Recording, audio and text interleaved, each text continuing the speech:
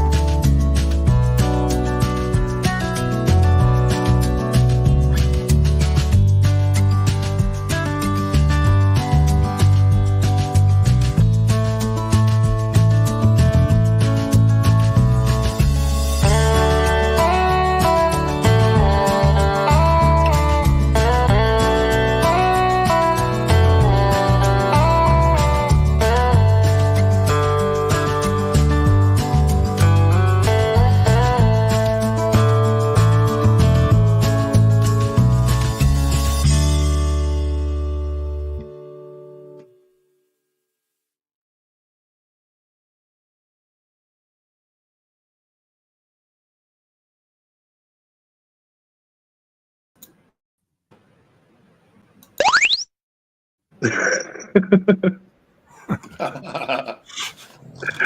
can't see Ladies myself. and I can't see gentlemen. myself. No, nobody can see yourselves. Not yet. Look what's there. Sasquatch.Confessions and Friends. And guess DMC's what? a hack. DMC is the real There we one. are. There we are. The Sasquatch Confessions and Friends. The Lord of O.R.D is here, along with none other than Esquire JT The one and only. and Brian With Black. our amazing Well, guest. What does the Lord of O.R.D mean? The Lord of O.R.D means Well, I Pork- dubbed him Porcus- the Lord of O.R.D. Porcus Canahamus in English. Porcus can't. I'm taking your place, bro. The O.R.D is old religion dystopia, and that's what he used to go by. And one day I started calling him the Lord of O.R.D, and he just went with it. Ah, It's a That'll great piss name. off It's a a few great name. Christians. I like the idea. Those religious folks that'll really piss them off. old religious dystopia. Old religion dystopia. Brian is Old religion also dystopia. affectionately known as the Grand Pumbaa. Is this true? Only to Kevin Royce. Sometimes known as Beef Wellington on our show. Beef Wellington. Beef Wellington, yeah. Beef Getting away from the Wellington, pork. Yeah, terrible. Well, we got pork, yeah. Sometimes we you got to walk away from that stuff, man. It gets a little nasty. Hey, guess what? Diesel. Let's shout out to Diesel, our bro Diesel. New Jersey Sasquatch. New Jersey Sasquatch, bro, you have almost 1 million views on your latest video. Wow. On Facebook Reels. Good job, brother. A You've been million working views. on That's a one lot video. of views, man. On one Man. video. Just going to show you what we're all doing. We're all doing something wrong, man. But he's not. There you go, man. Oh, man. Good job, Diesel. He does a lot of hard work, man. He's always out there in the field, tromping around in the woods and sharing what he finds there, man. He says, Yeah, I need to check out some of his stuff. For sure, I haven't done that yet. What's the gentleman's name? Diesel, I think Diesel in New Jersey. Aztec Diesel, and then he's got his New Jersey Sasquatch. That's one of his pages, and then you can find him on Diesel on YouTube. I like a good American fellow who calls the Sasquatch the Sasquatch. Yeah, There you go. I don't know. I get you. I think you can really call Sasquatch anything as long as it's coming from respectful place in your heart. That's really all that matters. But there's some names I like better than others, right? Mm-hmm. Definitely. Just a personal we preference. don't like to use the Bigfoot name too much either. I'm not really a fan of it. You just did. I know I did, but I Notice I did without saying it. No, I don't have a big hang up with it. I'm just joking. So, anyways, Mr. Bland has a Facebook page, just to let you know. He also has a very good indeed YouTube channel, Sasquatch BC, The True Story, The Pork and Bean Show, which also you could find the Pork and Bean Show. Voila. Just like that.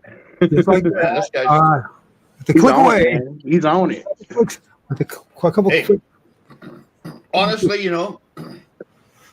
I just like talking my truth or whatever, or the Sasquatch people's truth or whatever. But and I don't even what do you call it?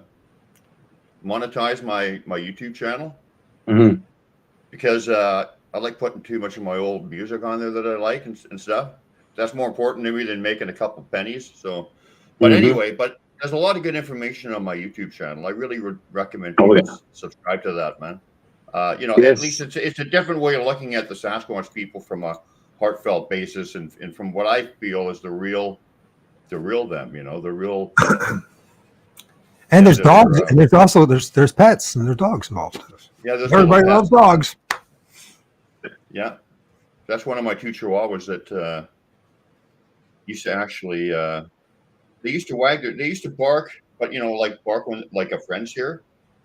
They would stop in the middle of the trail and look off into the woods, and they'd bark, and their tails would be wagging. Who's going to manage the chat tonight, JT? Okay, I'm on it. I'm on it as usual. Just let you know that. I'm just. Hey, listen. In just a little bit, Brian's going to be bossing me around when it comes to these images. So come on, man. So it's a pecking order, right? It's about age, I think, or something. Seniority. Well, you've been pecked to death. No, I'm just kidding. That's very true. Oh my! Hey, man, don't set me up. Don't set me up like that. What the frick? Oh man! I failed. I'm sorry, Brian. I failed you on that one. I did not mean to do that. No, that's sure, right. Sure, buddy. I actually like that kind of stuff. I mean, I meant to do this one. That's what I meant. Yeah, that's either when the Viagra works or fails. That's for sure. One of the two. I someday have to try that. Although, I don't know. That would have to mean that I'd have to get in a relationship again with a woman.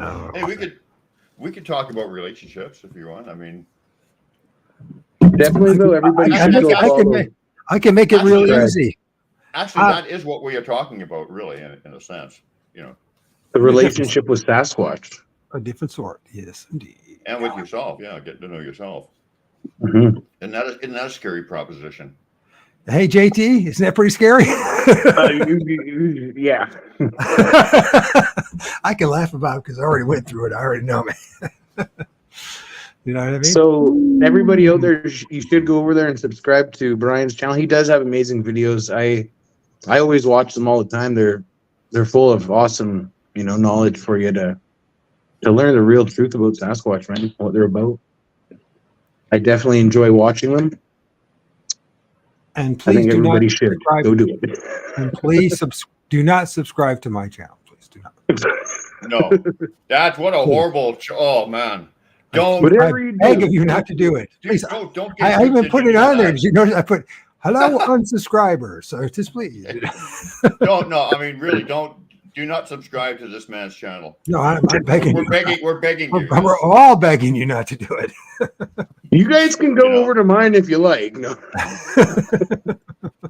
Yeah, I mean, JT, myself, we got good channel, but this guy, just steer clear. Oh man, he's gone. Man. Oh, he's here. So Thursday night we'll be having Sasquatch Ontario on for everybody out there listening. If you want to tune into that will be happening Thursday night. Mike will be joining us. Patterson? Yeah. Mike Patterson? Yeah. Yeah, because we've become pretty good friends, over the last year or so. He started joining the TikTok lives, and next thing you know, he's hanging out in the lives for hours, and yeah, we just all became good bros. Believe it or not, Brian, he actually comes on my channel. Believe it or not, jeez. Yeah, that's the only. That's as high. That's as high as I get. Which is as high as you get it. You sure about that, man? You better get some new stuff, video man. evidence of Bigfoot interacted with you. In real Bigfoot, of a real Bigfoot. Damn it! Why do I keep saying that fucking word? Because I mean, what do I say? That's what the whole channel's about, right? I mean, but I don't go around with my camera on all the time either, right? But no, I don't know how to answer that. Yes, and yeah, I do. I guess I suppose. So what do you feel about that? So, like Brian, for me, when I go out, I'm the same way. I do very few videos. I just take a few stills and I try to be aware of my surroundings. How do you go about it? Well, the first thing is I try to show them respect. So I tell them if I turn my camera on, I tell them I got my video camera on, or I'm taking pictures. If you want to show up, you can. And, from some of the pictures we looked at last week, they do show up. So, I just try to show them as much respect as I can. So when I'm in their home, I don't really film. If they show me a glyph, or if there's a teaching moment or something profound happens, I'll do a reenactment of it. Or sometimes once in a while I'm filming live, just talking, and I'll come across a glyph or something like this is just happening. But yeah. I don't really, I just try to show them respect and give them let them be the boss out there, which they are anyway, right? Yes. I'm in their home as a guest, so that's how I interact with them. Makes sense. How about you, JT? How do you see it? You have a little different approach than us. How do I say that again? How do I what? What is your feelings about that? About what Brian was saying? Because you have a different approach. You sounds pretty good to me. You do the video stuff, so I do the video stuff, but it's like similar in ways, right? I just have my camera going, and I'm always talking and doing my thing out there, and like what he said, show respect to the forest and everything out there. That's basically how you would form a connection with Sasquatch. Really, that's about it, man. Yeah, I mean, that's how it goes. I wasn't trying to say anything about how you go about it. I mean, they know what you're doing. They have the option. Mm-hmm. I mean, they're obviously working through you. So if they didn't like what you're doing, they wouldn't be doing that. So exactly. Oh man, there's Diesel right there. Now, by the way, I wasn't saying anything about my bro either. We have different approaches. That's the point. The point is we have different approaches. Be outside is a good start. Yeah, that's for sure. Yeah. Although once the connection, and I'm not saying I'm not outside, I'm always out there. But once the connection's established, you don't have to be outside. I mean, I felt them a few times during this show. You probably have too, Jared. I don't know. And I don't know about Michael, what your relationship was, if it's energetic or what, but they're here anyway. You never feel that stuff, Michael. Me? Of course I do. I told you that. Energies. I don't even. I told you that. You don't listen to that dang thing I say, boy. Oh wait. Wait a minute. Look, let's go back to this because Diesel's in the house. No. Just a reminder once again, Diesel's almost at 1 million views in this video. Everyone go over to Facebook and make it happen for our bro Diesel. Okay, so yeah, me, as I told you, I let the spirits guide me when I'm going to film and when I'm not. I don't go out all the time. I haven't been out since May. A million views. Wow. He hit 1 million earlier today, he said. If I get like 400 or whatever, that's like a real good video for me. 100's for me. That's like oh wow, somebody actually watched it. Wow, that's amazing. Who's Michael? Lord or nothing? What? I would imagine that if you're getting 100 views, you'd be monetizing your channel. I would think. I would probably be persuaded to do that even if I got 1 million views. That's funny. No, it's like with the whole YouTube thing, gotta have these watch time hours. I don't know what your watch time hours are at, but that's how they make you get 4,000 watch time hours before you can monetize, right? So yeah, it takes a while, man, and they go up and down, and they mess with it. I swear to God, like the YouTube people themselves. I see. Dogman.Confessions is giving me some heck. Yeah, I don't know what that means. You know what, Dogman? You know what, Dog? And who's Michael? Lord or nothing? Dogman.Confessions. Everybody's confessing tonight. Yeah, but you know what dog is? You know what dog is in reverse is backwards. Dog is God. It's the God Man himself, LT on the Twin Towers. Yeah, it's my twin brother, Dogman.Confessions. He just kind of does that to mock me in a way, like joking around. Right? Jesus says it's a fluke. Don't worry, guys. Don't worry about it. It's a fluke. 400 in a Walmart security camera. I hit him. All right.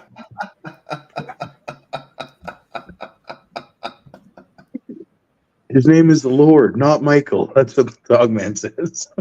That's right, All right, we Lord. will address him as the Lord from now on. That's it. That's all. right. I changed my name. The I am the Lord. Lord of O.R.D. Old religion stuff. So what are we going to do today, Sir Canham? I don't know, man. I just go for it. Ask some questions or put some pictures on, or just See.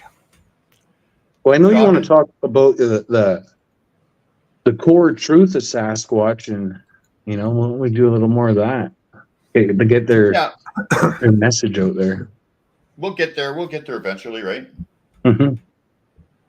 This is quite the picture here. Eh? Like, look at that one. Yeah. Yeah. Like I can't. I'm not. I'd be a fool. Anyone's a fool who says that every structure and everything that they find is Sasquatch. That's not using discernment. Mm-hmm. But I see a lot of different kinds of structures. Some look more Sasquatchy than others, but this one's pretty cool. I'd say it's a contender for being made by them for sure. You remind me of a xylophone. Yeah. I'm serious. You see consistencies in a lot of them too, right? So, but then there could be, well, I don't know. It's the structures are always frustrating, but when you see them walking around them, when you see their tracks there, when you see their glyphs there, and other evidence, and they live there, they're doing quite a few of them, right? So, just a question about the structures. Like, when you find all these structures that you found, do you find them in other areas? Like are they all in a close area, or is it are they spread out at all, or? They're all over the place. Yeah. You know what I mean, and right? They can do, and they can do them. I mean, as bizarre as it sounds, like we've got this sounds ridiculous, I know, but it's true, because they also leave the glyphs that are undeniable and other stuff, and just other experiences go on right across the street from me in just a little park that's just like an acre or something, a little wooded area. There's stuff in there they're doing stuff in there all the time. But always changing, man. It's kind of hard to tell who's doing what though too, because there's little kids in there running around doing stuff too, eh? But then some of the stuff I find is undeniable because it's the direct personal messages that there's just no other way of looking at it, and some of the structures too. I mean, I've had did you ever see the one where I was finding all those messages over there just leading up to the camp out, and there was the AX was hung from a tree, made out of two vines. I'm not sure if I've seen that one. The A for RE and the X for friendship welcome from the clan of RE glyph. It was hanging right from two vines from a tree, and it was just like, man, this is just undeniable. I should try to find that picture actually when we have a break or something. Like I said, kids are dumb these days. Well, no, kids. I have seen kids doing stuff. So I mean, but they're not like they used to be. Not like the old kids. Yeah, they're too busy doing other stuff. But anyway, what did the old kids used to do? What are you talking about? Well, they played in the forest, man. Me, 56 going on 13. What do you want? We used to run around in the forest playing cowboys and Indians and all kinds of stuff. That sounds like fun. I think I was on the cowboy side then, but now I'm on the Indian side. If I was going to play it again for real, there you go. You know what I mean? Yeah, I do, man. I've always been on the Indian side. It makes sense 100%. I've always been on the Indian side. I have no idea what you have. Well, I was just a kid, I thought, I was a rebel. Rebel. So, this is a pretty cool looking rock, man. Whatever that's going on here. Yeah, I find that everything has. Look at the skull on it, man. Energy or whatever. Rocks have consciousness and stuff, right? Look at the freaking skull. Yeah. Holy Moses! Look at the freaking skull. Holy man! That's a crazy looking rock, bro. Rocks are conscious beings, as far as I'm concerned. Yeah. That's what they say, man. You know? I've had some pretty wild teaching moments with rocks and whatever it is, you know. I guess you heard Bean's rock story with a. Mm-hmm. That was The pretty God wild, rock. but I mean, yeah. But anyway, I mean, yeah, rocks have personality and stuff, and yeah, this is one that I found quite interesting, and I do see that skull in there. Yeah. Oh yeah. That's pretty cool, isn't it? It's very. But what sticks did out, you? man. What do you? Is that what we're supposed to look at, or what do you see in it in specific? I just think that rocks have consciousness or whatever. I'm just showing some interesting rocks with faces on them. You know, like I'm not really going anywhere other than that. Okay, it is an interesting rock. So we can look at a few. I like How it, big man. is- It's very cool picture. Don't worry, guys. It'll get better. I'm just waking up. What must we do to wake them up? What you do to wake up? Do we got a story behind this one? No, it's just that, you know, a lot of the gift rocks that I've been given, I call these face rocks or whatever that I've been given, I give away to friends. I think that ended up with my friend Arla, maybe, or maybe Tom Cantrell. I'm not sure. Most of the rocks I give away, but of course, my 3 gift rocks we talked about last week, they're not going anywhere. Yeah, we don't have to go into detail on these. I'm just kind of whipping through these. Do you think like Sasquatch is helping, like not helping you, but like I know you've been giving them to your friends. Do you think they're like guiding you to do that for a reason? Well, yeah, and I think that they leave them sometimes for us too. You know, like, you know, they'll leave them propped up or whatever, and yeah, they'll leave them as gifts, obviously, as you know. So we can move on. There's nothing really to see here other than it's a cool little gift rock. Why do I feel like it was like a scene in South Park? Nothing here to see here. Move on. That's just a cool, like, you know, like a huge giant rock face. Like, you know, there's faces of things in the mountains or whatever too. There's a few faces there I see, but is this the eye that you see, sir? I believe so, sir. Okay. Which one are you pointing at? There's right here. There's an eye. You can see the I see it. I see like you can even see the pupil and stuff. Yeah. That's cool. good. I also see a smaller face in there though too, right above the eye to the right. Oh yeah, they're all over the place. It's just like I see what you're saying too though. It's cool. I've seen lots of cliffs or rock faces like that as well. There's this one that we hiked to where we tracked the Sasquatch for 7 kilometers, where there's this rock, this giant rock cliff wall, and there's this big face on it, man. It's very similar to this. It's cool though. Yeah. Yeah. Okay. Just another one. It's got personality to it, right? It looks kind of grumpy, right? I see it. It does. There's the mouth, and there's He's a grumpy. It actually kind guy. of looks like a Squatch face. Yeah, I know. Yeah. You know, Well, I totally. mean, that's why they will leave you stuff like that sometimes, right? You know, because they know you're going to put that together, obviously. But Connect the dots. These are just fun to look. I mean, no, I mean they do leave them for us. I mean, quite often. So I'm not discounting them. I mean, they're those 3 rocks that that I got as the gift rocks. I mean, to me, they mean the world to me. So I'm not discounting them, but they are where they are, right? Mm-hmm. Is there anything else going on around that rock, or is it in particular like cliff wise or anything, or is it just there's a bunch, just some dirt and moss. Hey, a little bit of moss. is that part of? Is that how they speak to you a little bit? A little bit of dirt and moss, or something? Hey man, you know what's funny is the last time I went up to my area, there was this huge section. Go ahead, Dishty. We're not ignoring you. We're just I had to make There's sure. this huge He's throwing a punch carpet. at me. I had to make sure to get him there. So okay. A huge carpet of moss was laid down at the entrance of where we walk in, and then there was these sticks that formed a and maybe it was a glyph, but I didn't put it together or think about what it was.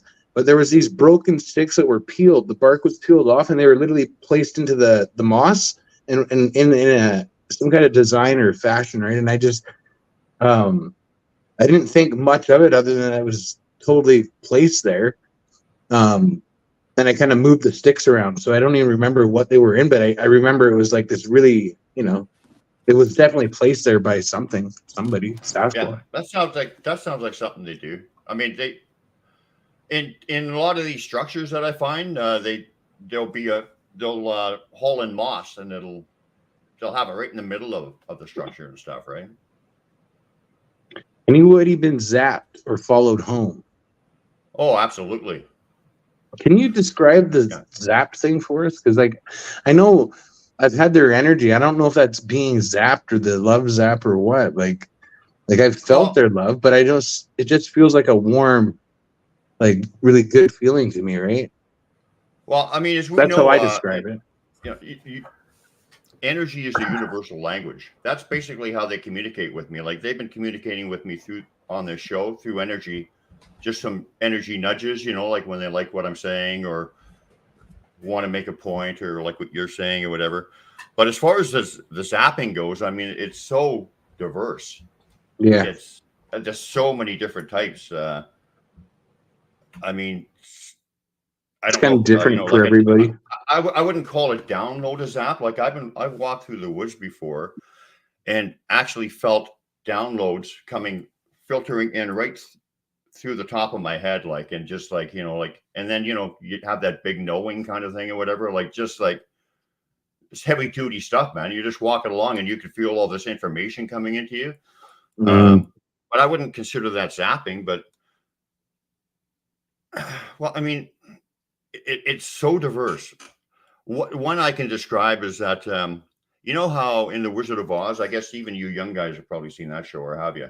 Yeah. You know how when Dorothy's running through the up to the Emerald Kingdom or whatever, or whatever it's called, through the poppies, and they feel like they're going through a force field and they can hardly move and stuff.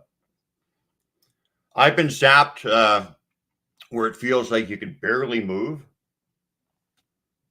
And it does feel like there's something pushing against you or whatever. And I think sometimes, they have sensitive areas they just don't want you in. It wasn't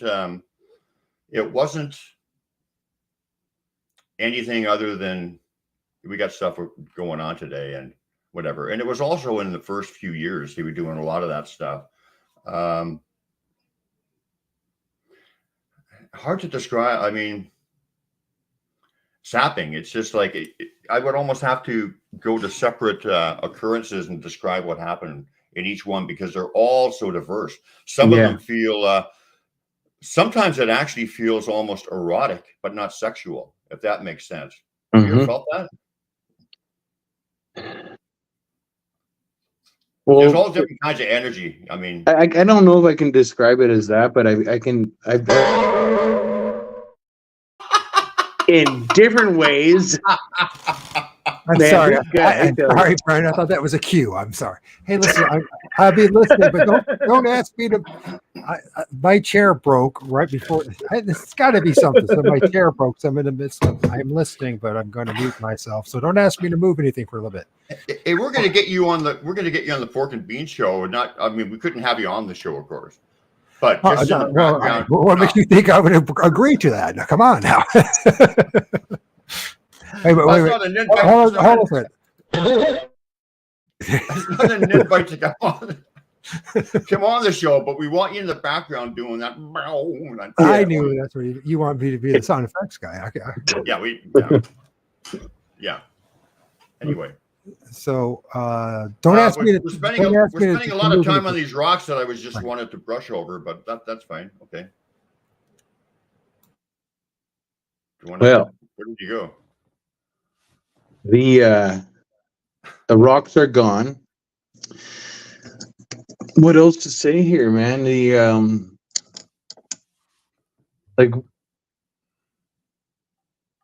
with all the clan there, the RE clan, how did they tell you their name like that? Did they just give it to you one day, or Like, did you get a Well, mind speak? Like, how did you get that? I was actually, I mean, they don't tell me their names through MindSpeak. I communicate with them through Well, I have had MindSpeak, but it's not. I don't get trivial information that I could, like it's just the core information of it, and I like it that way because the other stuff you can go off on little different tangents or whatever, and mirroring and all that stuff that we talked about. That really I don't want to go down, but like people like Tom Cantrell and Arla Collette Williams told me their names. But the thing is it doesn't matter what their name is. No. Because when I energetically say that name, they know, they tune into that frequency, or that I'm saying the name and that energy and whatever. So really what you call them is really, it's just like, what planet did they come from? It doesn't matter. What you call them doesn't matter. When you call them R.E., R.E. is there. He knows by the energy, and that I'm calling him. Or you're putting out there. Yeah. So I think the names are cool, but I actually don't even know if it's really their names. That's the name that I go by. That's the name that they recognize when I put that energy and that feeling and that name out there. So that's all that's important, right? So a question about glyphs here, like, do you ever have like the same glyph have different meanings for yourself? Have you ever had that happen? Excuse me. Well, I often no, because I have one glyph would mean one certain thing for me. However, in different circumstances, there could be slight variations, or there's a bunch of different glyphs that they use. If they use them in combination with other glyphs, and maybe we have a few pictures of some of those, there'd be 4 or 5 symbols woven in together to form a unified message. Yeah. And then the message can kind of adapt a little bit or whatever, or fit the other glyphs, so it might say friendship welcome from the clan of R.E., which would be an A and an X, signed by 4, which is Fortean. He would put his signature there on some. So you would get an A, X, and a 4 all in one glyph. And I would read that as, the greeting from the clan, personalized by Fortean, representing the 4, representing the clan of, so. Very cool, man. Yeah. And I mean, I've had I'm just not running around looking at 6. I've had like tens of thousands of these. And like I said, everywhere I go, I mean, right at my doorstep sometimes. So they're really with us everywhere we go. I mean, they're with us right now, energetically. For sure. I know I remember seeing one on your page where they literally made like a little dude, kind of. He was like, it almost like he was hiking. Do you remember what I'm talking about? The hiking man, yeah. They were sometimes the glyphs have a will have a personal meaning for me. Sometimes they will just depict what they see you doing. Like that was just as far as I'm concerned, that was just them doing a picture of me hiking. And there were so many little elements in that glyph. If we can look at that when we get around to it, we don't have to go there right now, but I think we have it. But that I recognize as their work, like, and it was a progression, like a kindergarten thing. Like they would partially snap a little stick. This was a few months into it after I was seeing A's and X's. And then I took note of that, and then I started noticing that all the time. And then they just incorporated it into their stuff moving forward. So it's kind of like learning the alphabet or kindergarten, or all of their teachings are kind of like that. And then you just progress, right? They give you a little more and a little more. They're master teachers, man, for sure.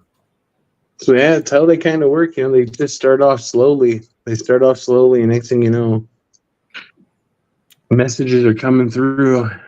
So I'm not sure which picture that would be. It doesn't matter. We can, when we get to it. I want to let you guys know that I've worked my butt off so hard with this show in the past month that I literally broke my chair. I'm not kidding. I have to put a freaking pillow on or actually right now I'm using a blanket just to have Be a comfortable. yeah, because it's like leaning literally to the left. I'm like, Word, Yeah, look at that. that's just like a mountain face kind of thing. Yeah, just Yeah, cool yeah. stuff in nature. I mean, nature's amazing, man, and just it's life is everywhere, and it just That's reminds so you. cool because it's a sideways picture, eh? Like Yeah. it's like that, but it's so do you totally, know that's the such a gal that cool, does the such a good Montana? photo. Do you know the gal that does the Montana monoglyphs and has her the channel? I don't Do I? think I do. So you, Brian? No. No. I Okay. just know that Frank Zappa song going to Montana soon. Yeah, Yippee-yi-oh-ki-yay. You ever heard that one? You ever heard that one? God, well, if I did, it had to been 30 years ago. I kind of grew Check up. it out, man.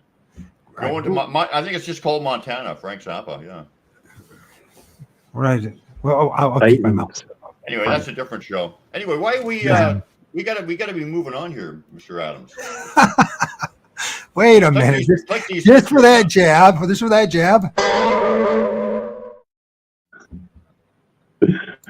Oh man. Okay, there's one that I think that they propped up for me. I That's just sat cool. down and then I just sat down and and it was kind of like one of those days where neat stuff was going on anyway. And then I just sat down and looking this right in the face. The thing is staring straight at you. It's like a cross between a face and a heart, isn't it? Yeah. Have you had any physical experience, like saw them or heard them? Well, oh my God, yes. Of course.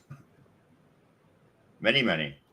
Have you ever heard them like doing their calls, like these calls people record up in the hills? Like I've heard them a couple times out in Chehalis. Yeah. And it was undeniable, man. Undeniable. I've heard them talking. Mm-hmm. I heard them talking for like a long time. Randy Burson and I heard them talking one time, and they kind of sounded like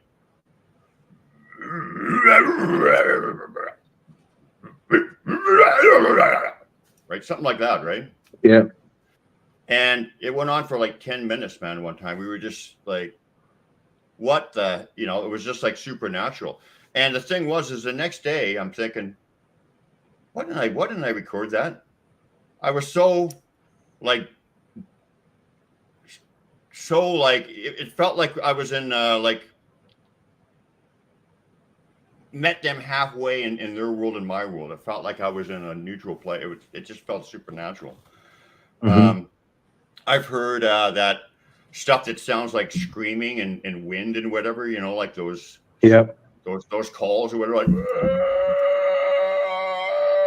those really hair-raising things. I've heard those. I've heard just screams, a lot of whoops, like whoop, like tons and tons and tons of those.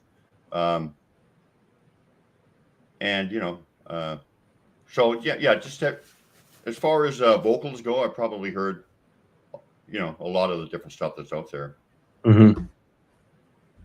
Yeah, it reminds. I mean, like we heard them. I've heard them do the calls. That one night they did it like 2 times, 2 separate times, and then we've heard them like, I don't know. We just called it like monkey chatter, because like that's what people would call it. But like, we were out in the river and we could hear them in the bushes around us, probably like maybe 100 yards away at the most. Yeah, if that, not that far, not even that far. When I think of it, it's like 50 yards around us. Sometimes it just sounds like a mumbled conversation of two people, like kind of low and mumbly, and you can hear them talking off into the woods and stuff. Mm-hmm. But another one. Look at this one. Yeah, that's just he doesn't like being out in the cold water. This guy. Is that frozen? No. Oh, it looks like it's kind of icy. And I used to. Doesn't look frozen. No one is ever happy to be put in a cage. Flowing water, man. See the little Sasquatch face right beside him in the water? No, the other side. Of course you would go to that. Right there, I can see the 2 eyes. Well, you said the little one, not the big one. That's the big one right there. What are you talking about? Yeah, there you go. There's I know it's pareidolia, but they both look kind of freaked right out. It's Yeah, I pretty see cool. something It's there. pretty cool if it's Prettydolia. Prettydolia? Is that a word? Well, the rock. Yeah, that's the what rock, it is. It's called Prettydolia. This one, it's a Prettydolia. I like this one. Well, that's not that's an actual rock. We're talking about the Peridolia to the or No, possibly Peridolia to the right. this one I call Prettydolia. I like it. I like it. Okay. All right. Yes, indeed. Very cool, man. Very cool. Brian still hasn't figured me out yet. He'll get there. Oh yeah, I have. No, yeah. I haven't. Nobody Yeah, can figured out figure the this bit- guy You out. know nothing about What? the Lord of O.R.D. But there's one thing though, you keep going over back and forth like your picture selection could. But Well, you you only only how get- many shows? I just ran through all the ones you gave me after the last show. So now I had to go and I had to pick some more because, I put a lot of time into my guests. You know what I mean? No, you probably don't. But yeah, I do put a lot of time into guests. I like this one. Okay. And this Am I is a guest? you're the Lord of Ward's guest. You are, sir. Oh, okay. And here is actually a beautiful picture, and I'm assuming that's your beautiful wife along with this. What's going on there? Just a big pile of stuff that that Sasquatch structure possible. Mm-hmm. Oh, come on, possible. Who would do that? Why would they do that? Who would? Why Well, would you?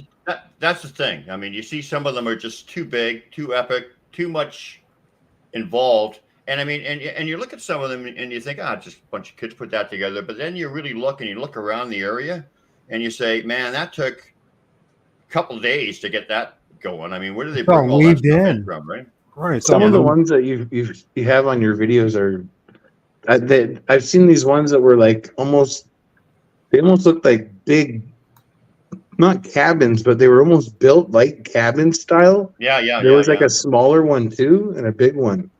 I've seen all kinds of those. That was I cool. do know what you mean. I do know what you mean. But it's the structures are tough. You just gotta you just gotta know what you're looking at and then make an educated guess and know that they do make a number of them. What's your take about for sure. Brian? What's your take of them being found all over the world? Structures or Yeah. Sasquatch? Structures in particular. Well, I mean, for instance, there's these little fire rings that we talked about a little bit last time, and I think I got a picture of one of those we can show. They're found all over the world for some reason, so that's common. And I think, the structures are definitely found all over North America, and I think probably everywhere that pretty well all over the world. I just interviewed a guy from England, from Essex. He's got some amazing structures. Dogman teepee hunting. Amazing structures. And some of them are massively big that there's no way that the kids were doing it. And it really all of it. Well, one of the reasons that they, people always say, they're doing them in campgrounds, you moron or whatever, like one of the things they don't understand is that the Sasquatch are trying to reach out to people. Like, hi, here I am. Do you see me? If you see them and you pick up on them or whatever, then maybe they can introduce themselves, because they're really trying to reach out to people who are willing to connect, to listen, Mm-hmm. So that's one of the reasons they're there, and they love, and they're going to be around people, that are doing high energy things. We're a people having more fun and doing more high energy things than kids in a campground and stuff, and their parents even, they let go of all their troubles or whatever. So the Sasquatch, if you're sitting there talking about Joe Bidung and Mr. True Dung and the Dung brothers and stuff or whatever, they're gonna stand clear of you, right? When you're talking high energy stuff, talking about them, spiritual stuff, stuff of that nature, that's when they're going to come around. Yeah. Because you kind of like I said, when I had that experience when they were talking, you have to kind of meet them. They're up here, we're here. We have to kind of meet them in the middle. So when you're talking high vibration stuff, positive stuff or whatever, then that's when they're going to come around. You're more likely to interact with them. They see it. They want to join in on the fun. Looks like we got another one of them. Why? Wow. Yeah. MCA. Just need them. We can move on. There's no big story with this. Yeah. That's all. FJB. Yes. Oh, there's an A. Yeah. No, there's a cool one. Now, I would say that was a friendship welcome from the clan of O.R.D signed by Fortean. You see the 4? Mm-hmm. See how there's a 4 there too? Yeah, I do. You see how intricate that can be? Like there's a 4, there's an A, there's an X. Yeah. All that stuff. So I would read that as friendship welcome from the clan of O.R.D signed by Fortean. He's a guy that is not energetically and stuff. I don't feel him as much as the other 3 I know, but he's going around leaving glyphs and stuff, and he's been very, very integral in a lot of my lessons and a lot of the stuff that's been going on, including leaving some pretty cool glyphs like this one. How long have you been interacting with your clan, Brian? Consciously since 2012, because I think that they interact with us long before they introduce themselves to us. They're watching us long. Those that they trust to represent them, people like JT, myself, and you, Michael. They've been watching us and in the background long before we realize it. I think, and you realize that too, JT. Oh yeah, definitely. For sure, they've always, like we say, they've always been there. They gave me the memory of seeing them when I was a kid again and showing me there was no fear, man. There never has been. And it's like, it's weird, man. It's just this thing that comes over you. You have this knowing that that's all it's hard to explain it to anybody else, but I had this thing when I was a teenager of this humanoid figure showed up at the foot of my bed. And he looked just like a fluorescent light bulbs. Mm-hmm. The outline, it was just all fluorescent. There was no substance to him. He just stood there, looked at me, and then I looked beside me, and he was on his hands and knees looking at me, like right in my face. And you'd think that would freak me out, right? But it was just like you said, it was just like, oh, that was cool, because I think that just below our subconscious, we know who these people are, and it's like, they don't freak us out because they're not strangers to us. Mm-hmm. So this is a fine example of one that's has nice, well-groomed goatee. Nice groomed what? A nice, well-groomed goatee. Hold on a second. Sasquatch. Are you reading? Sorry. Sasquatch people. Say it again, Mike or Brian. Oh, zapping the other evening, felt like my body was being loaded with energy. Yeah, I've experienced that. Yeah, went out for longer than 10 seconds. I would have been scared. They could be giving you a healing. They could be giving you a download of information. They could all kinds of different reasons why they will happen. So. Mm-hmm. I like this one a lot, by the way. Why? Can you guys tell what's going on in here? Brian should. He's the one who filmed it. But can you guys see what else is going on in here? There's not just some sticks going on here. You're not going to get that boing sound going again, are you? Is that what you?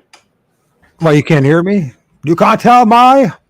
Oh, I can hear you loud and clear. What's it saying to you? What are you seeing, Michael? What are you seeing? Well, I just like the way it's all just the rocks and the leaves and everything. All a little bit of art going on there, man. Artistic expressions. So it almost looks like there's a feather there, but it's not. What is that? Is it just bark? You know what I'm talking about? That one right here. That one's not it. It's not a feather, but it almost looks like when it's sort of on. But I don't know. I see the open triangle there, which is my friend's little bud, the little guy. That's his sign. The other stuff, I don't know. It just looks like stuff on the ground, man. You're reading tea leaves on the ground there, my friend. I don't. Maybe I am. Oh, this is my little. This is my little dog. One of my little. Yes. I don't see him. Where is he? He's right there. There he is. There he is. Showing off his posterior. What I like these beautiful trees, sir, and it's just I'm assuming this is the reason why you filmed it, or is it over the dog? Because this is really cool. They are, yeah, very, very beautiful up here, like a rainforest. I wouldn't want to live anywhere else, man. That's how I've always felt. You know. Do you think nowhere like home? The Sasquatch might have anything to do with this? These bends here? Or am I tree lease again? They can, yeah. I mean, I've seen stuff where they can bend stuff. Like I've got this. Remember that circle glyph I showed you with all the it looked like 1,000 different sticks were all bent. Yep. Yeah. I'm sure that they could just bend them, man. Just with like they can appear anywhere or whatever. I mean, how did they find like 2,000 sticks or whatever that were all like bent like that? I mean, perfectly the same bent to them. Like, yeah, it's beyond imagination. So, I mean, I think that they can manipulate shapes or whatever. Well, I mean, look at the RE face in the rock. I mean, you know, I don't think they sculpted that in there. I think he just put his energy into it and changed the molecular structure of the rock, I guess. I'm not a scientist, but you know what I'm talking about. Yeah, I do. I mean, shape shifting, you know. Like with my stone here that I have, the markings on it. I'm looking at piercing it. I'm reading the tea leaves, bro. I'm just checking it out. He's searching. Oh, okay. Okay. Sorry there, JT. Yeah, no worries. No worries. My stone though, like the story on it, right? Some people will look at it and go, those are natural marks on that stone. You know, like say that's made naturally. It's not, hasn't been chipped away. And I go, yeah, well, that's how the Sasquatch works, man. They just put their freaking energy into it. Absolutely. That's just how, like if somebody looked at it, they're going to go, this is normal, or, it hasn't been carved into the rock. I mean, it's clearly carved into the rock to me. I can see it clear as day. But, I believe that's how they do it, right? Well, yeah. Well, like my name in the rock, right? Yes, that's such an amazing picture, man. That rock was so cool. I'll show it to you when we get together. Yeah, man. Like, it literally has your name signed in the stone, man. From like, what, 1 million years ago? I mean, you know what I mean? I mean, how long has it been in there? It wasn't just scratched in the stone. What are you doing, Mr. O.R.D? I'm just looking at the head. I'm just looking at the heads. That's all the faces. Also. He's doing I do what I do, man. Yeah, this is what he does. He looks at pictures and finds things in them. Yeah, well, I do too. But then I get out of the bathtub and. Hold on, that deserves a. I know. But anyway, come on, man. Let's go. It's a nice photo you took. Yeah, Hey, you literally gave me like 6 or 8 images, and we really went through them. I don't know what you want me to do about it. Yeah, I don't know why. I didn't give you some good ones for some reason. That one, that's a T, but go on. It's called teamwork. And or you swapped them out for some of my less compelling ones or something. I don't know. Yeah, okay. There's an example of how they will lean a stick up against another one. They started doing that about a year into my glyph journey, and then they were constantly doing it. So it's just, one of the things you look for. Yeah. When you're looking for their glyphs or whatever, if you see that, or they'll do something unique for you too. I mean, it's not going to be. Oh yeah. My journey. Yep. That's just, but they're going to do stuff that if you pay attention to, they'll continue to do, is what I'm saying. It's funny, right? Because this is how I used to never really like I paid attention to glyphs, but I never really put anything to them or much. I just kind of thought they're cool. And about in the summertime, I started watching like more of your videos and just seeing what you were doing and just putting that kind of thought out there. They gave me the AI glyph, and then these things started happening, and they had meanings to them, right? They had meanings behind them Absolutely, for me. Yeah. You know, it wasn't like the same thing, the meanings for you at all, right? So No. I mean, but it's like they started showing me more when I started paying attention to your journey and like seeing how you do it. And then next thing you know, they're showing me. Like I wasn't like putting your meanings to anything like mine, but like I'm as soon as I started paying attention to that, they showed me more. Yeah. You know, And like they know, yeah, and they know you were watching my, I mean, that's you know, how amazing they are. They knew you were watching the videos. for So, sure. you know, now they're going to start showing you some stuff, right? Mhm. So here we got an X with just a friendship welcome X, and it's got one of those little sticks in there, but let's move Now, on. would you consider that a friendship welcome with an A? Like an A glyph as well? Yes. Yeah, we're looking at it the wrong way. It should have been the other way. It's upside down, yeah. Well, for me it is anyway. Yeah. It's that way on the computer. Well, if that's the case, Oh, it doesn't matter. here we go. Hey, there it is. Hey, I took it from your Facebook, so you can't blame me. This would be friendship welcome. Like your meaning would be friendship welcome from Clan of RE. Right. Okay. And they will leave that anywhere, you know, like Oregon, Washington. I'll just think it and it'll be right below my feet kind of thing. You know, that's how so wild amazing how it is. works. No, it so really cool. does. And it hasn't happened just once. Like you literally just get the thought and there's, oh, okay. Yeah. But yeah, they're as diverse as your imagination, some of these glyphs. Here's a question. Brian, they ever tell you their age? No, they tell me a lot of people like have the connection where they tell them where they're from, their names, their age. They just tell me the core kind of truths, that the real simple, like, but the profound things that could changes all or whatever, like our conscious shift or whatever, because we'll get into that later. And I don't want all these details. That's just a bunch of useless information. Like what to me, it's just details, right? Like, I don't care if they came from planet Xeon or something. I care what they're teaching us, what they have to teach us now. I care about my relationship with them and the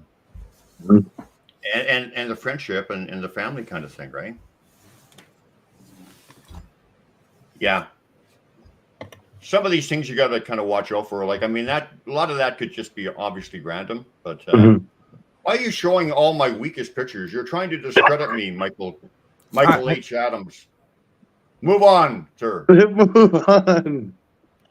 Oh man. Yes, sire. Oh, Esquire. Okay, well, that almost looks like a print. There's one in the track. Yeah, there's one in the track. See what I'm saying? They leave an obvious glyph with a track.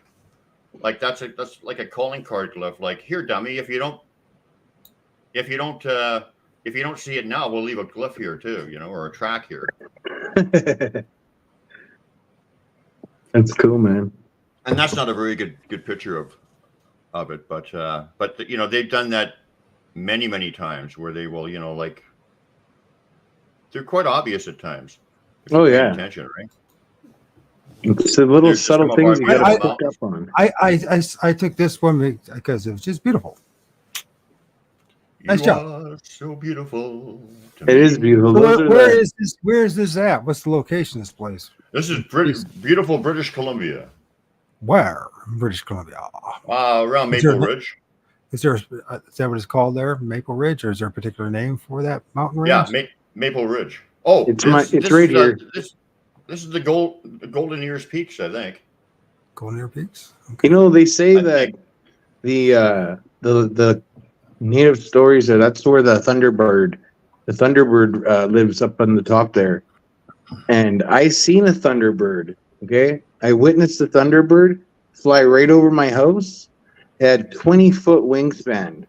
It was absolutely gigantic, and it was only maybe 100 feet off the ground, 200 feet at the most. Yeah. Like it was right there above the trees, right in my yard, and it just soared. And I watched it like it didn't flap its wings once, but it was flying directly to the mountain, like the mountain tips there. Did you hear it? No, but my mother was right there. This is the craziest thing, guys. We're standing on the deck. She gets a phone call, and she answers it, and they say her friend who lives in DeRoche, which Brian knows where that is. It's like, Terry, you're not going to believe this. I just seen the most giantest bird fly over the trailer court here, like where she lives. And as soon as she was on the phone and she heard those words, I look up and it's literally flying over our house. Oh my God, yeah. Like wow. 20-foot wingspan, man. It was like this golden. The underside of the wings was like a light golden color, and it was this freaking giant bird, dude, the size of like a Cessna plane. It was freaking huge. Holy crap! You know. Well, can I tell you a bird story? It's not. Well, it's cool in the spiritual sense, but that one is like mind-boggling. But you know, everything's connected and whatever. And the Sasquatch or the universe can connect with you through all kinds of things like animals, birds. The Sasquatch can shapeshift into them, see through their eyes, all that kind of stuff. But one time my wife and I were doing a smudging ceremony in the forest. And you know our forest, the canopy is pretty dense in some places, right? For a big bird. Oh yeah. So we're doing and this kind of stuff happens all the time. Like it's just about connection. It's just you being open to the universe or the universe talking to you or a message or whatever. So anyway, we're doing a smudging ceremony and I'm facing one way and she's facing the other way. All of a sudden I see this giant bird flying in and I thought it was a pterodactyl at first. I said, what the hell is that? Is it a pterodactyl? And its wings were so big that it had to bring them into its body as it flew into the canopy. And it landed on a tree about 100 yards, maybe not even that far from us. And just stood there or just sat there, watched us do the entire ceremony. And I was saying to my wife, get my camera, you know? And she was like, no, we're going to finish this ceremony. We're going to do it right. I said, anyway, you know how the women are. She wouldn't do it right. So as soon as the ceremony was over, she turned around and handed me my camera, and she just saw it. It flew off just as she handed me my camera. And it was so big once again that its wings had to come into its body and it had to maneuver out like a plane. Mm-hmm. And we figure that it was actually was a golden eagle. Mm-hmm. But you know, the thing is that it was there just because we're all connected, right? It was just watching us. Sure. It could have been R.E. looking at us through the eyes of the golden eagle. You know, because he's sent me messages through ravens, through owls.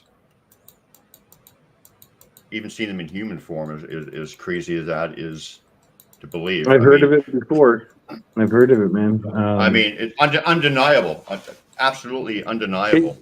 Can you get into that one for us, maybe, that experience? I'd like to hear about it. The human thing? Yeah.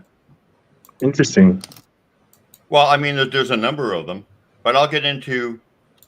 Whatever, any of your favorite ones. Okay, I'll just kind of, run over it and do a little short version of it. So I don't know if Kevin Royce is still listening, but he was kind of involved in some of this stuff too. And by the way, I was talking to him about glyphs and whatever and leaving them and starting a connection with glyphs and whatever. And he's one of many who actually did that kind of stuff and was getting responses. So it's really doable. If you want to connect with Sasquatch and you're respectful and you start leaving glyphs and whatever and just putting your intention out there, even let them know what it means to you. So, you could have something along these lines too, and it's pretty rewarding, when you start communicating with them back and forth, So anyway, what were you saying? You wanted me to The experience about having seen Sasquatch in human form or coming to you like that. Oh, okay. Just wondering how Well, that all took place or went down. Just interesting to know. okay. Well, what is this? That's my twin brother. We're just out in the woods. This is where we go. That's Dogman Okay. Confessions, everybody. Just trying to walk on the log and can't do it. Oh man, and I'm the guy filming. Okay, let's turn that off for just a second so I can, because otherwise I want to watch this. There we go. Sometimes we flame in the background. Yeah, but I haven't seen them, so I'm gonna put my attention into them. So okay, so these stories, I mean, there's stories within stories within stories, right? So anyway, I'm going around the campground and I'm constantly noticing these colored rocks, painted rocks, that are being left in a lot of structures. And I know kids go camping and they paint rocks and stuff. That's one of the things they do, right? But I also know that from experience that the Sasquatch in some cases will take what kids leave, like even toys or whatever, or rocks, and they'll leave them too. They'll place them here or there and everywhere. So I'm walking through the woods and I'm thinking, are you guys leaving these rocks? And I'm thinking, well, I don't know right now, but I'm pretty sure I'm going to get my answer. And I remember saying that. And I actually said it right on a live video. I said, I'm going to get my answer. And about a month later, I'm with this guy who's connected with Sasquatch, and we're camping, and we're just pulling into the one of the sites, and we're feeling all this energy, just this amazing Sasquatch energy, and he's drawn over to this stump, and he pulls a rock out from the stump. And and he gets a voice in his head, not this one. He goes to the other side and pulls a rock out. It's buried, and it's a painted rock. Not That's this cool. one. And as soon as I see he pulled the painted rock out, I knew that was my answer, right? That and the kicker is that they are so detailed or whatever. Is the rock was orange, which is my favorite color. Like they don't leave any details out. I even put that together, right? So all this is going on, and we're just feeling all this amazing energy all around us. All of a sudden, we look up the hill and we see this what looks like a kid, normal, and with a stick in his hand, banging on a tree with a stick, right? When we look up and he drops the stick like a deer in the headlights, and he runs off across this mountainous kind of thing, like Carl Lewis, like he's doing the 100-yard dash. Now, this is mossy, tree strewn, hard to maneuver, tangled up terrain up there. Yeah. You cannot run. You have to walk gingerly or over stuff. You cannot run. And what I saw this guy doing, like I said, was like Carl Lewis. It defied imagination, my friend and I. So there is more. I wish my friend Kevin was here. He had an experience where he saw a whole family of them walking out of the woods, one after the other, as people. But the thing is that some of the female Sasquatch have a very pleasant, flowery scent to them. I've heard that nice before. Or whatever. And I'm not going to get into his story or whatever, but it's absolute proof to me. It just confirmed what I knew, and I smelt that scent with my female or whatever. Anyway, these people walked by. They all walked out of the woods one after another, like a little kid, followed in a couple of minutes by a dog, followed by a parent followed by another parent, all at, like 2 or 3 minute intervals, never meeting, never, just doing bizarre stuff. The man actually even growled at my friend when he walked by. I'm like, gave him a growl. And the female, as she walked by, she had that undeniable floral scent that he smells with his female that he knows and that I know. And so she walked by and she gave him that, a big hit of that smell, of that floral scent. So it was undeniable that it was her, right? And I'm not explaining it very well. It's too detailed of a story, but trust me, it was odd stuff. It was not odd stuff. It was proof positive to me that they're the shapes and the things that they can do are just limited to the breadth of their imagination. Basically, they just change their shape with their thoughts, with energy, right? Or there's an encounter that happened here just down the street from my house, probably about 100 years ago, and it's a story about a man who was hunting, and he shot at what he thought was a bear coming out of a hole in the tree. He's seen the black hair, and it was a Caucasian boy, actually, with long dark hair, and the kid couldn't speak. He was just like mumbling like gibberish. He couldn't understand the kid, right? And he's trying to help the kid. The kid's screaming, and 2 female Sasquatches come from the bush line. Like he could hear him coming, and they came and started. One of them was apparently whipping the ground, walking in circles around the child with like what was to be a snake skin or some kind of cord. And the other Sasquatch was speaking to the man who shot the boy. And it was said that the Sasquatch were speaking some of the Douglas fir tribe's language from like North Harrison Lake, like up in the north there of the lake. Yeah. So I just think like the Sasquatch came in and saved this kid and picked him up and took him away, right? Like this was their kid. Yeah. It was their kid, and or at least in the story, right? This encounter that I heard about. I just think like I've heard other stories too where Sasquatch have had people out there with them. Oh yeah. Living with them. So I wonder if there's anything like that. I just wanted to add a note and a success story, because that kid is none other than Michael H. Adams. Today. Did you hear look that, how far Michael? He's come. Look how far he's come. He's almost go.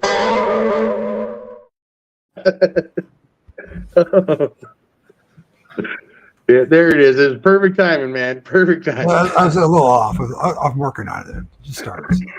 I was off about 30 seconds, but I get it. This is your audition show for Pork and Beans. Come on, man. But I know a lady. I've heard of some people that I know and trust or whatever that the Sasquatch have offered for them to come and stay with them and live with them.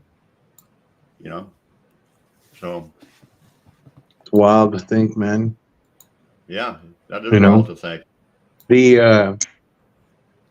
There's another story that I've heard of, like the local people, Shayless people, and they talk about in the one story when one of the women went with them, and she talked about the Sasquatch had better preserved furs than even they could do. Like they had like the finest furs in their caves and stuff. Just interesting. Yeah. Well, I mean, they're people, right?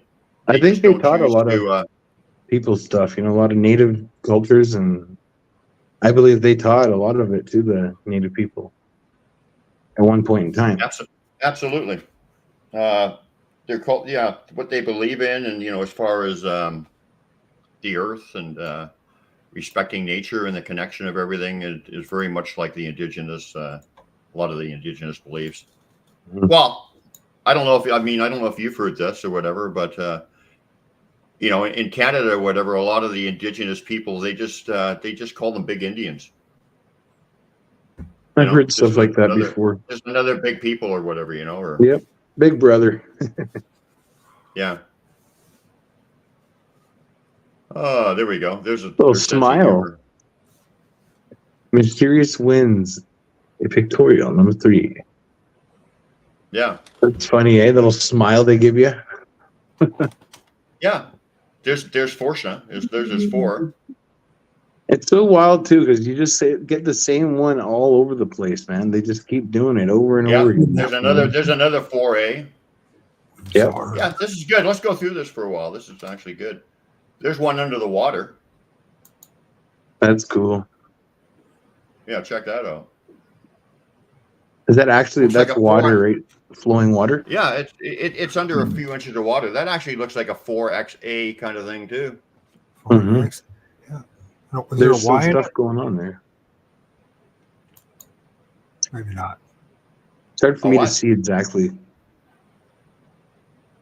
if there was a Y in there. So what do we got there? We got an A, we got an X, we got I see a big A, an X. There's 2 X's. Yeah. What is this one that goes across like that? Is it making something else in there? The The curved stick that crosses the vertical screen. one. No, vertical is up and down. You mean the horizontal one? The big one? Yeah. That's what I meant. You know, sometimes I call that if it depends on where it's placed in a glyph, an arch of protection, like it's a protection symbol. So it could be that. Mm-hmm. Yeah, here's just another neat one. Just Another let it common. play a little bit. It's another common one you see quite often, eh? Oh yeah. That one. I mean, you see them all quite often. They're all wild how they just keep bringing. Now there's one that was left at that gathering where I got my 3rd rock. The lady who gave me my 3rd rock saw this glyph just prior, and she said, "I want to show you this." And this is actually a drawing representing the gathering. The guy who saw this, when she showed it to him, said, "That's my house. That's my floor plan." And you can see an A in there. You know, I mean, they're drawing the gathering that happened, because I guess it was important to them for some reason. I guess because I was getting my 3rd rock, and because there were just people of like mind gathered and talking about positive stuff, right? Yeah. Fish. Double fish? There's like a tent glyph, yeah, and there's the fish. Yeah. See, they use the rocks in there too. See the little A there too, like little intricate stuff. That's so cool, man. That one I always thought was like a direction thing, and the rocks I see represent like maybe 5 members, and that's where they're headed. I can see what you're saying there for sure. I understand that. And there's another one of these, like, is there a meaning for you for that L kind of glyph they're leaving? It looks like an L. You know what? No. I just seen it in another picture. I don't know the meaning for them all. I'm lazy, right? I'm just seeing I came up with a meaning for the Y, and then all of a sudden they just started doing all this amazing stuff that showed me they already knew what it meant years before I did. That I would. But the meanings are still coming, right? Yeah, I mean, I don't go out and try to figure out what each one means. Yeah. I know, you know, like about a dozen different ones or whatever, and you know, we communicate back and forth with those meanings. But if I started thinking, I think this is going to mean this, like that L or whatever that you're talking about, and I really put a meaning to it, I predict that you made it. The meaning happen. You know, like you make it happen. Yeah, I predict that they will start that they would have already communicated with me according to that. There's one that I left by my house. There's little buds open triangle. That's the kind of stuff, right? You know, they'll leave you a little message at the house. Hey, we're here. Yep. There's the Y open triangle. Man, Sasquatch connected, and fish. The fish glyph is my wife and I connected. So man, Sasquatch are connected. Susan and I are connected. We're all connected, and you know, I've seen literally hundreds, if not, well, hundreds upon hundreds of these. That particular glyph. another It's just them interesting showing one. they like acknowledge you guys or know your guys' love, Yeah. I guess, or Oh, absolutely. Yeah, No. they're giving they give me messages according to how they see our relationship. They were giving us like houses, and they would have one wall wouldn't be quite up, and it would say your relationship is not quite solid. Another one that would be more solid. So they would give us an update on how they saw our relationship because, as you know, they play Cupid, right? yeah. This was left at one of Definitely my they gatherings. do. This was left at one of my gatherings for the lady that came up. Barb Shoop, and they actually left. She actually had a sighting just after we saw that glyph. Okay, here's that looks like a house or like a house kind of thing. The man Sasquatch connected. There's another like a tent glyph. It's like an X in there too. A little, Yeah. definitely cool, man. Cool little thing. Look at that thing. Yeah. So it's just like a Circle of There's- connection. circle, and there's some kind of X glyph, or it looks like a cross or something Yeah. on the ground. Yeah. Circle of connection, man. It's all about it. You know, it's about coming full circle with Sasquatch, man, because they literally lead you. They let us live our life and have these experiences or make our choices whichever way we want to go. But it's important to find yourself again and, you know, make it full circle. That's what I always say. Yeah.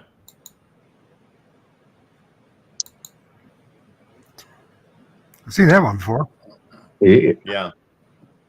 I love our Absolutely. forests where we live, man. I love our areas where we're from. You know, like these forests are so amazing, man. Yeah.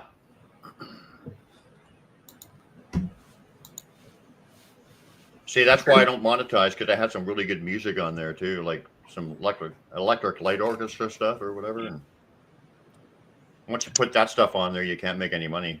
But, Yeah, they do a thing on there, right? Like I had a couple songs on my thing where they give me it's not a strike, but it's like they copyright it. yeah. But some of them actually allow you to make some money on them, but it's just like you don't make money. You make a couple pennies here and there. Exactly. There's not much to make. It's not worth it. Hey, can we move on to some of the pictures? There's some pretty cool stories associated with. We went through all the pictures you gave me. No, we didn't. Yes, we did. You didn't give me anything new.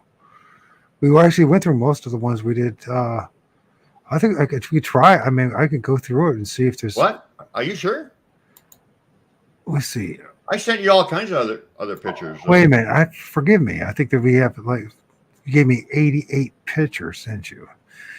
See, where will we be at all this? It's a lot of pictures. Because here's where the pay dirt comes in, I think. No. The pay dirt. You ever go hunting for gold? I know I sent you more. What's that? You ever go out there looking for gold in your day? No. Well, you gold panning? I swear to God, we went through the ones that you already. Yeah, we went through this. Did we go through that?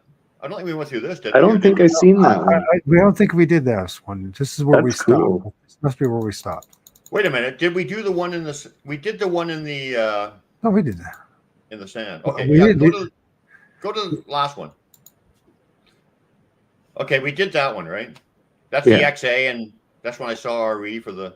First So time. this is where we're at. So, This is new. Yeah, this is new. This one is just like we were driving in and we were having an important gathering, and we drove in and we noticed all this web, like all this web of connection kind of thing. And a couple hours later, we drove out. It was all gone. oh, really? They were all gone. They removed it. Yeah. Wow. That's crazy, Yeah. man. I mean, that's just how they show you, man. They're always around. If you can see. Well, the figure 8 is like, the figure 8 has Like the infinity. Yeah, and then infinity symbol, and then the pi is another one that they leave a lot. So they left the infinity and the pi in this one, and this was way up in the boonies. So like this is just like a human shoelace or material or whatever, but Yeah. they'll just use whatever is available, right? I've got another one where they're using some kind of like a wire or something.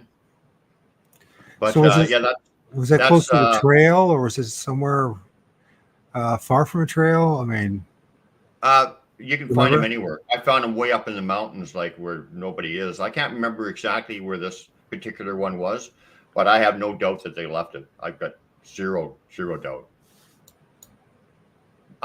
Here's a cool one. You see, now we're getting into some stories here. And see where you came from a boy who left the woods screaming and a wild man brought up in the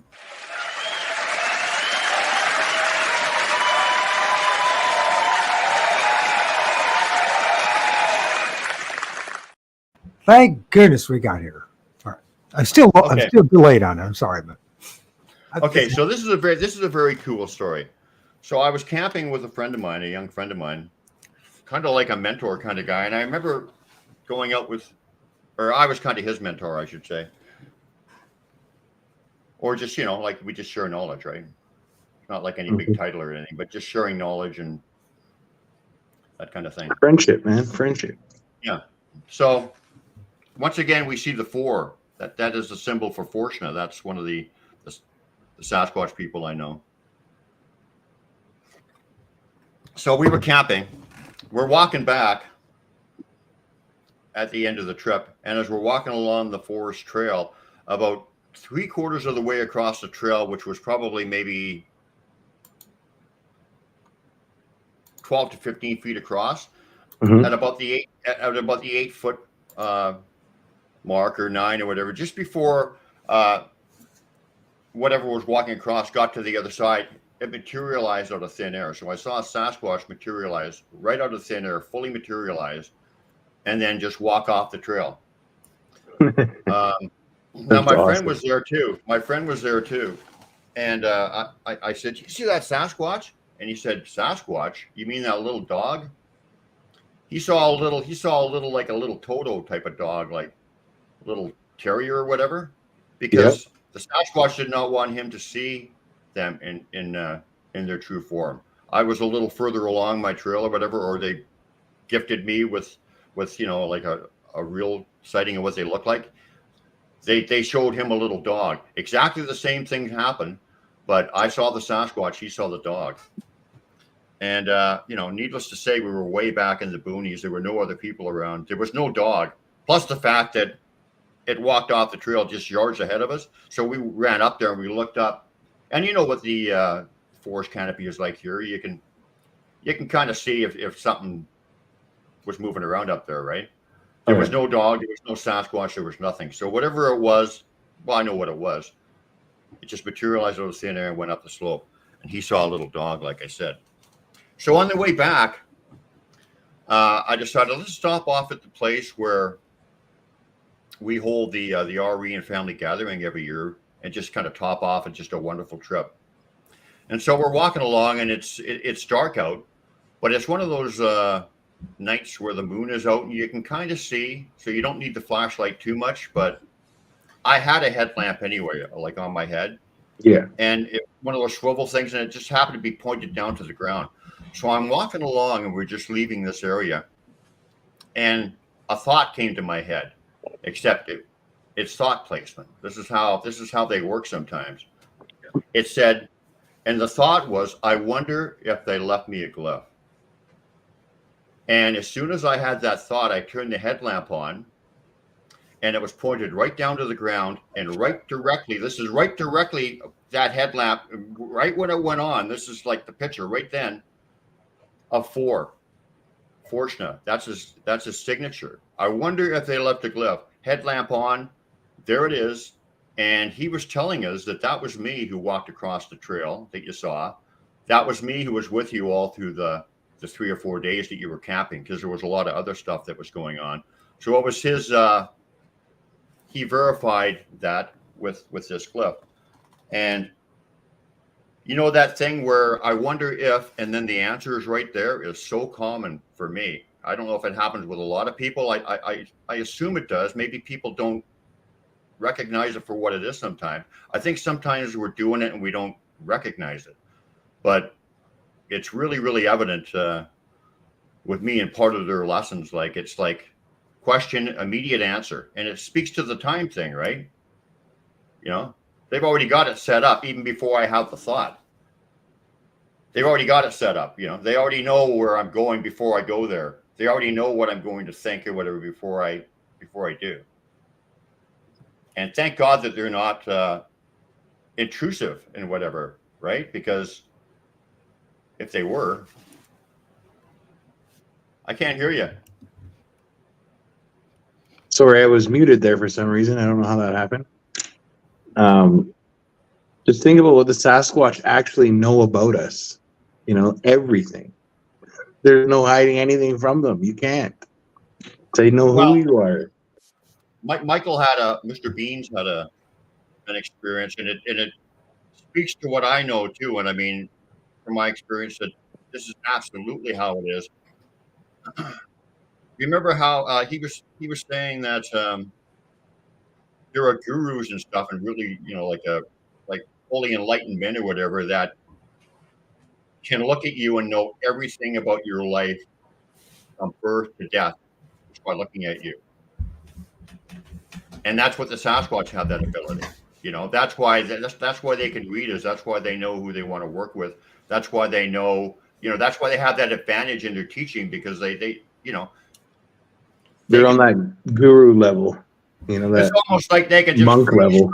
Yeah, like they can freeze frame things and just set up a bunch of stuff for you to find and whatever, and then okay, let's set this up, and la di da di da, you walk up to it and it's instantaneous, and it's like it's magic, right? Mm-hmm. Very cool, man. That's a cool story. I love that because I don't. I've said it before where I'll just be doing my thing and I'll be dropping some truth about Sasquatch or speaking my mind about certain something, and boom, I'll be standing right on top of one. Just look down and they're there. And it's Absolutely. kind of a similar way that they are working with you, right? Absolutely. Let's move on there, Mr. O.R.D. That was perfect timing. Okay. This is beautiful. This is like, they're always talking about my wife's and my relationship, because it took us 10 years to actually get married and be together, because she's from the States, and you know, the immigration thing, the jibby jabby dispute where we weren't going to get kind of thing that resolved itself. And they would leave us all kinds of glyphs and messages talking about how they viewed our relationship, or drawing a little picture of it. And like sometimes they would have these houses and whatever, and one wall would be down, and that's because the relationship needed some work. Next time I would go and it would be a complete house, or you know, and it just communication back and forth. Now this is a glyph that they left of just us in our house. And you can even see us on our beds with the two little leaves on the bark. I mean, can you see that? Look at the detail in that, man. That's the kind of thoughtful stuff that they do. Look at the little detail in that stuff. No, it's hard for me to see, but the leaves, are they the green things there? I'm having a hard time seeing it. Maybe zoom in. Yeah, and they're laying on the right part, and they're laying on two little pieces of like beds, bark. That's cool, for sure. There's my wife and I on our bed, yeah. Now, do you see look at the little bundles of sticks and stuff, and it's just like so thoughtful, yeah. Now, see the other leaf there? Right that other leaf that Michael was just circling, that one? That's Michael trying to get in. We've got just for that. Got the doors barricaded. Do you think that represents anything, like maybe like pet or something in your family, like in your home? Absolutely it does, but I don't think, well, I'm not sure if my little dog was still with us at that time. I don't think so.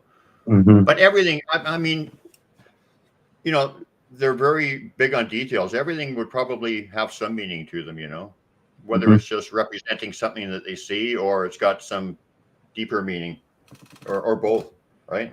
Yeah. That one's pretty cool. Okay. I like that. We can move on. Next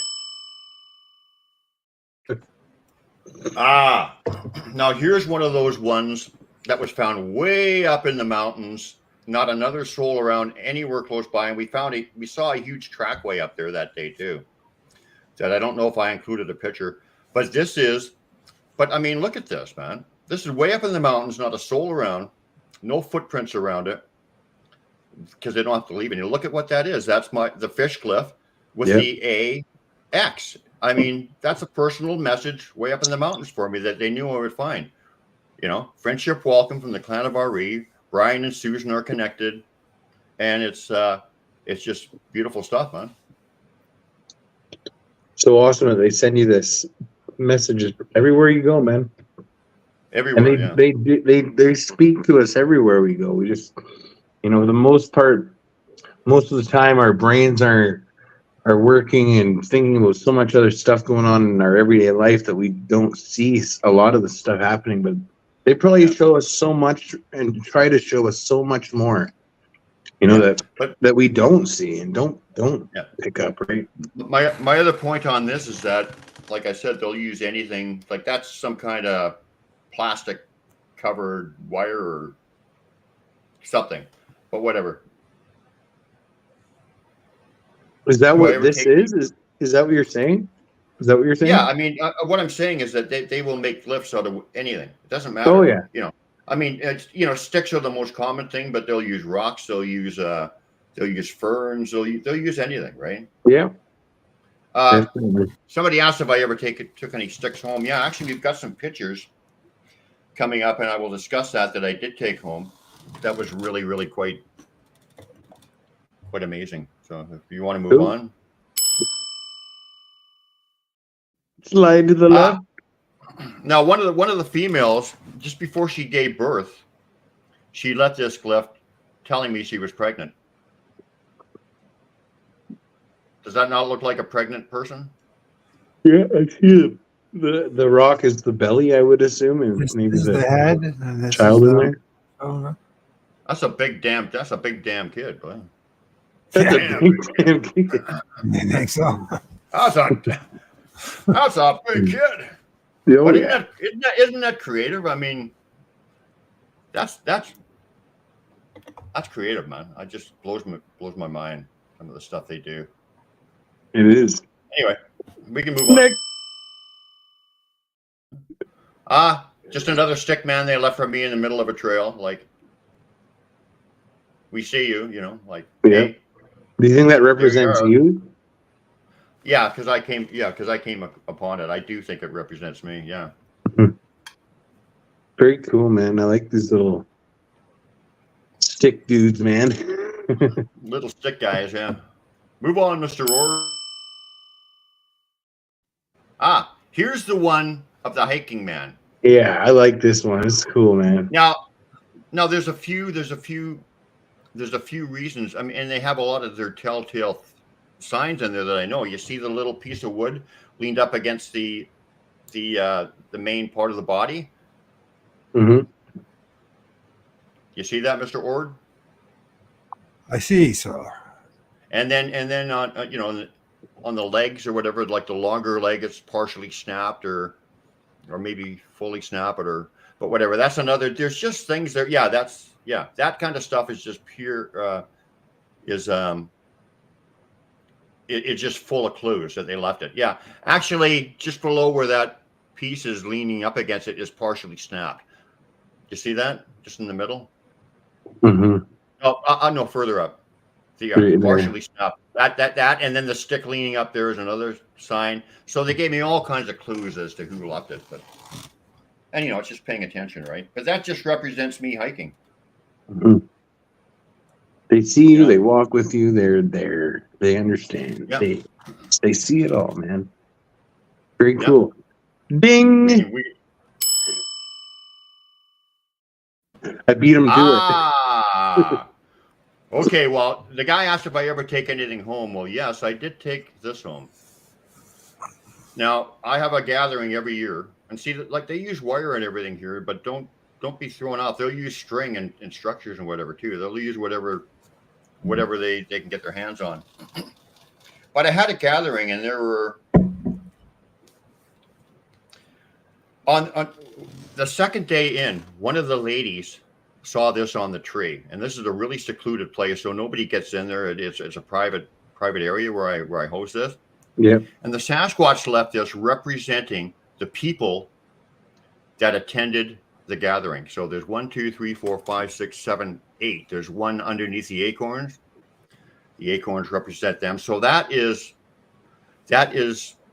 them showing us that we're connected and that these people are at the gathering. So It's very cool. That's amazing. Yeah, and actually, right below this, there was, and I didn't get this picture because I kind of got it out of sequence, and I said I'm not going to put it back in now. But right below this too was an X glyph made from a Y stick too. That was right below this, just as further proof that they left it.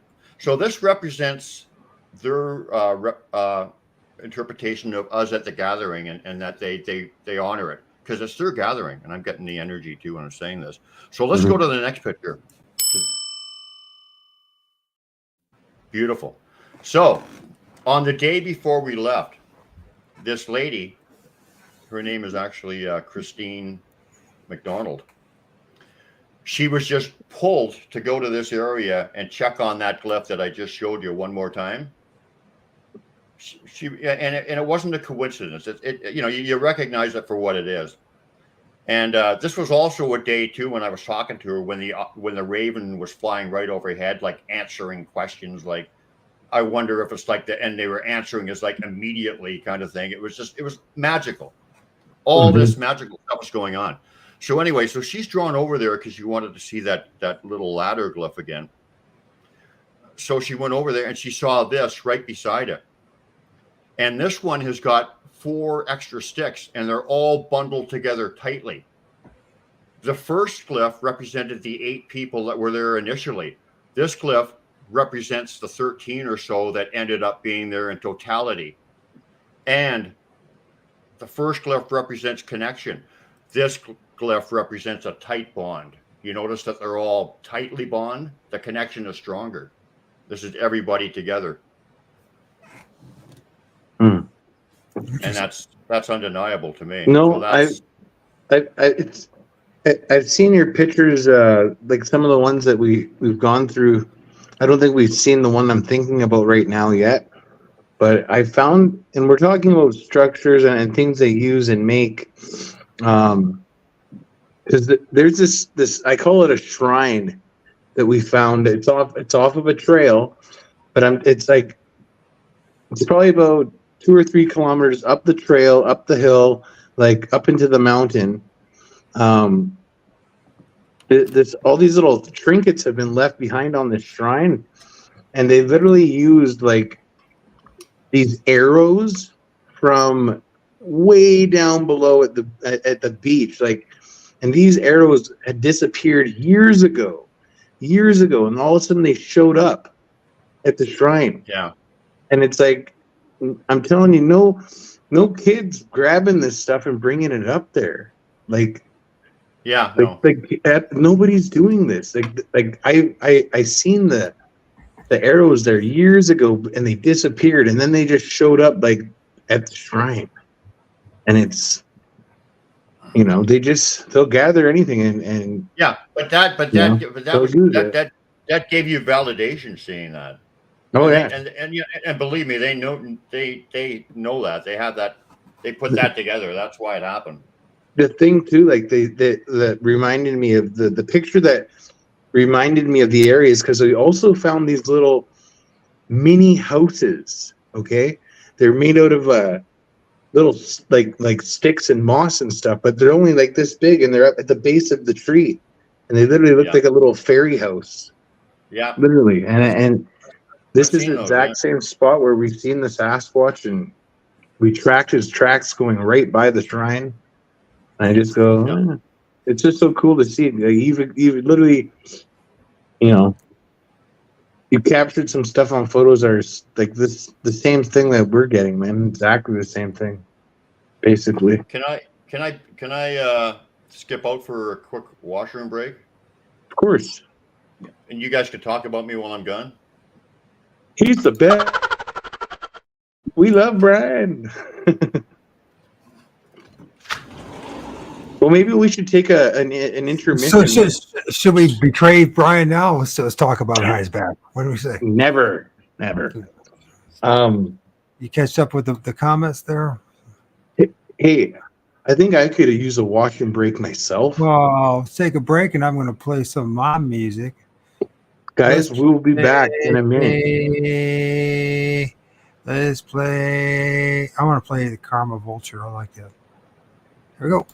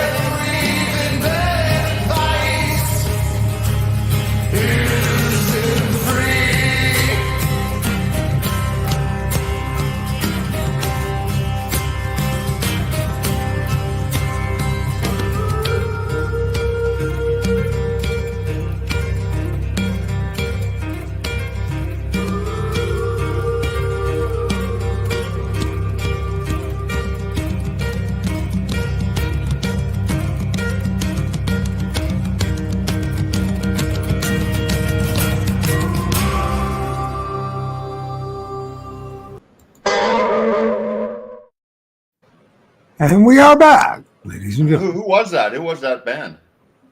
That's Vulture. Let's see, Karma Vulture. I like that. Yeah, I like that. It's a great band. Well, I got my new Huggies on, so I should be good for another couple hours.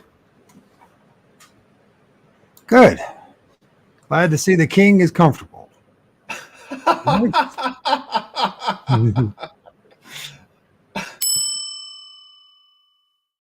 Okay, well, that actually didn't. No, I'm not actually wearing Huggies, but you didn't give me the satisfaction saying, really? And like, you want people Well, to wear think I'm so wearing them. clothes. So here's another one there. That's Yeah. another A is sent to you. Once again, like this is a perfect example, and look how detailed that is, man. That's absolutely beautiful. Mhm. So my wife and I are on a hike, and we're in an area that's not, home to my, my clan. Although, when you really think about it, home is just a thought away, right? Like, this is how vast these people are, but it's not their terrestrial area, so to speak. And I remember distinctly, she's sick, and I wonder if the Sasquatch are here. And she literally walked no more than, as a matter of fact, it might have been right below her feet. But anyway, within seconds of her saying that appeared. Boom. Like, that's what's happening here, like. And we're going to get into hopefully way more. I mean, we may have to do a show 6 or something. I don't know, but there's, I mean, I don't want to just get, talk specifically about the glyphs, but there's always lessons in every kind of thing, right? And this just shows you that they're right on the pulse of things, like they know what you're thinking. They can plan and assist your journey, although they can't interfere. That's free will, and and we talked about that. But they can they can help you, and they have the benefit of, like, it's like they can set up a little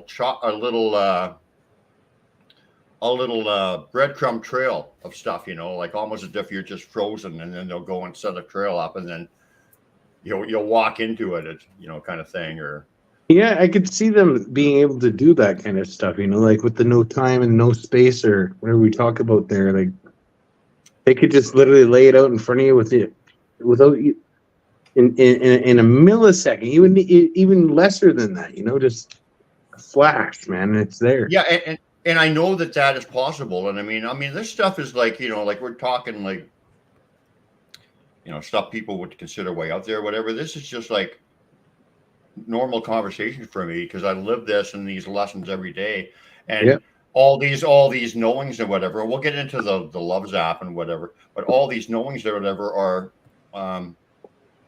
sometimes instant, but they're also accumulative, right?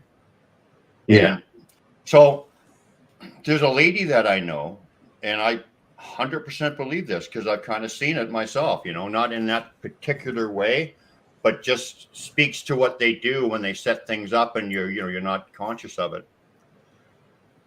This was a lady actually that I told you that they offered for her to go and live with them. Oh, wow. That's how close a relationship she has with them. And she was with them one time, and I think she was at a concert or something, and they were with her in spirit, and they freeze framed everything, right?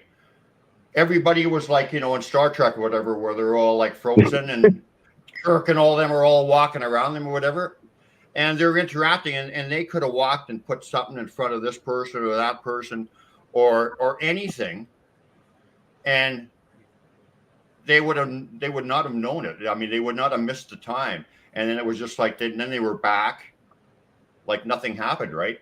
And I mean, I've been in Sasquatch country or whatever, where I walked into an area and I know I was missing time. There was just no way that it took that long, and then took a quarter of the way, time coming out, and just like obvious clues of that. And I've experienced other weird stuff, like where they're assisting me on a hike, where they're giving me energy, and where I'm walking up a hill and it looks like I'm walking downhill, and that's how effortless it is. That kind of stuff. And we've got some pictures talking about that coming up. And I'm glad we found them, Michael H. Adams. Yes, sir. No, I've experienced the exact same thing out there Is the next on our one? hikes. Like it would take us 2 hours to walk around and do in there, and it would literally take us half hour to walk out. Like, Yeah. like it's happened many times. Many times it's happened, and we've literally said it to each other on the hike. Like, what the frick, man? That was weird. Yeah. You know, like. So I mean, know. I don't know what they're trying to do, or if there's a lesson there in that, or if they're just trying to show us that time doesn't exist, or what. Well, that's the part of it. lesson That's is. part of it. It's that lesson for sure. But it could, personal to you too. It could. Timing was bad. Sorry, guys. It could mean something for somebody that doesn't mean for somebody else, right? Yeah. And be equally true for both. That's just a cool glove. Yeah. What do we got in here? We got the 4. We got is there a 4 and an A there? What do you think that is? I mean, I don't know, man. I just look at that cool. and I just say that's just artwork, man. That's just like incredible. It definitely is artwork. That's cool as shit. But you look at this showing up all over the world for me anyway. I don't go all over the world, but everywhere I go. Yeah. And and then people say, and I don't care, at this point, I really don't care to Megan. I don't care, couldn't care less. But just to point out that when people say, who don't look at stuff closely, say, I just felt like that. The wind blew it like that. The wind did not blow that like that. No. That is not it's been placed there. But unless the wind had consciousness or whatever and was working through the universe, which I wouldn't discount with this journey, but whatever. Right. It's not just a random thing, right? Mm-hmm. Ding. This ding thing is new. This ding thing is new, but now listen, my friends. Once again, I apologize because this is kind of out of place. But do you remember last show I was talking about the 1 walks with 4 glyph? Yep, I know that. I know that story. The rocks. The 1 rock was me. The one in the middle, the Sasquatch foot, was walks, and then the 4 in the circle. Yep. Well, another week, the week after that, I came upon this in another different area, but the same clan. Now look on the bench there. See the 4 rocks? Yep. Go to the other end. There's the 1. But what caught my attention, 1, 4. But what caught my attention was, but the walks isn't there. What caught my attention was, I'm driving by and I seen the stick leaning up against the picnic table, which is, they lean sticks up everywhere. Sometimes people leave walking sticks. Sometimes you just know it's them. Yeah. And so I was drawn to this stick. This is about a week after I found the initial 1 walks with 4 glyph. I was drawn to this stick, and I walked over there and I said, "Oh, there's my 1 rock, and there's the 4 in the circle, which is important. 4 circle connection." And I said, "But where's the walks?" And then I said, "Oh, there it is. It's the walking stick." Right? So they left me the same message about a week later in a different area with exactly the same message, but they swapped out the heart rock for the walking stick. What's that right there? What? Drum. That. Oh, that's my drum. That's my drum. I'd like to go out and drum and sing and. So it's I mean, obviously I can't say it's Sasquatch or not, but I've seen this where literally the exact same thing so many times with a stick leaning up against there like that, or it could be a picnic table or a stump. But I mean, I've seen it on picnic tables just like this out in Chehalis lots. And I go, is that Sasquatch is trying to be their simple little message to people? Like, we're here. Is that what's going on? Like, because it could be. It could be somebody's using it for a fire stick. Yeah. It could be somebody's using it for a walking stick, although this is too spindly, and a lot of them are too spindly. So they're not walking sticks. Another thing I think is that if there's 2 or 3 sticks or whatever leaned up against a tree, they will represent like 3 individuals that were there. And the size will represent the size of the individuals too. So I can see that. There's so many. Is there anything going on? I mean, but what I'm saying, guys, is you can see what's going on here. This is like a week. Like you can see how the communication is. You know, they're speaking to me, right? Like, and I mean, in a simple way. It's pretty obvious. I mean, you know, like you guys can see exactly what's going on. What about all this stuff on the ground? Did you ever notice that? Will you get off? What?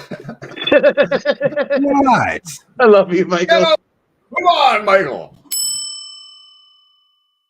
What's all these leaves and twigs here? It's called asphalt and dirt and twigs and. So there we got another one. That's a cool one planet too. Earth. Yeah, that was carved right out of a big old fallen cedar. That's like, look at the XA there, and you notice you see where the there's the horizontal kind of piece is. It's kind of horizontal at the 2 o'clock angle. Yep. Look how it's propped up. You see that little piece that's peeled away? It's just It's just. Oh wow, that's propped on something, eh? Yeah, it's trippy. Just holding that cross piece up. It's funny because this is the exact same kind of tree. These old cedars like this.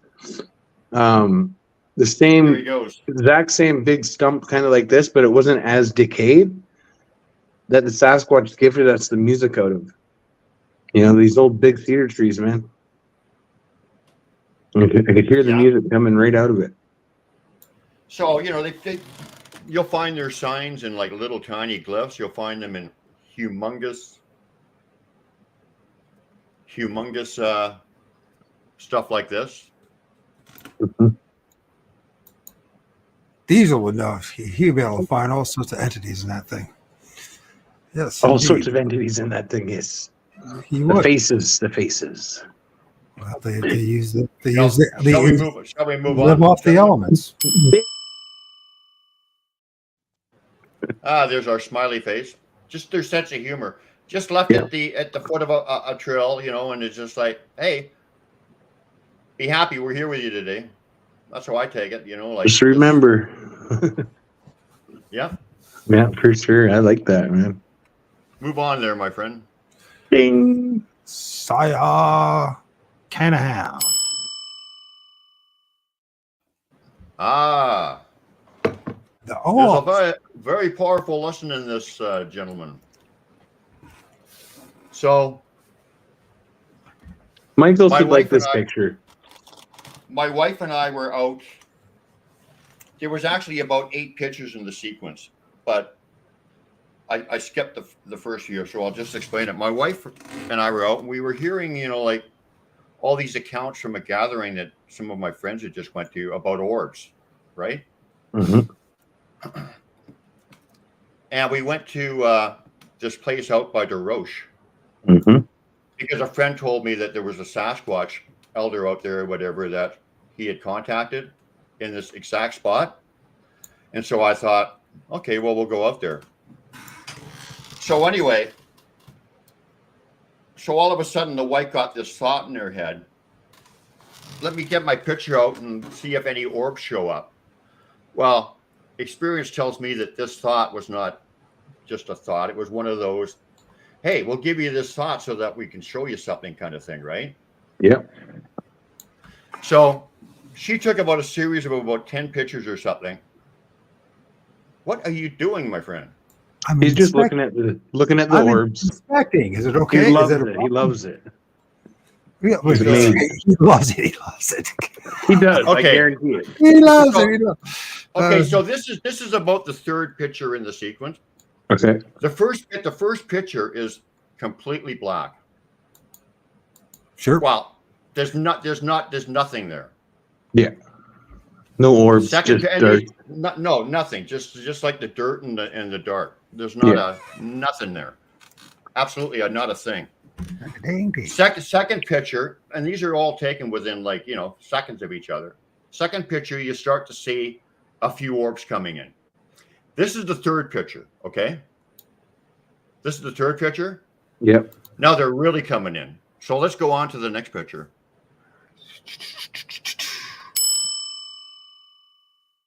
There we go. There it comes. So then that whatever was coming in formed into this. And can you see the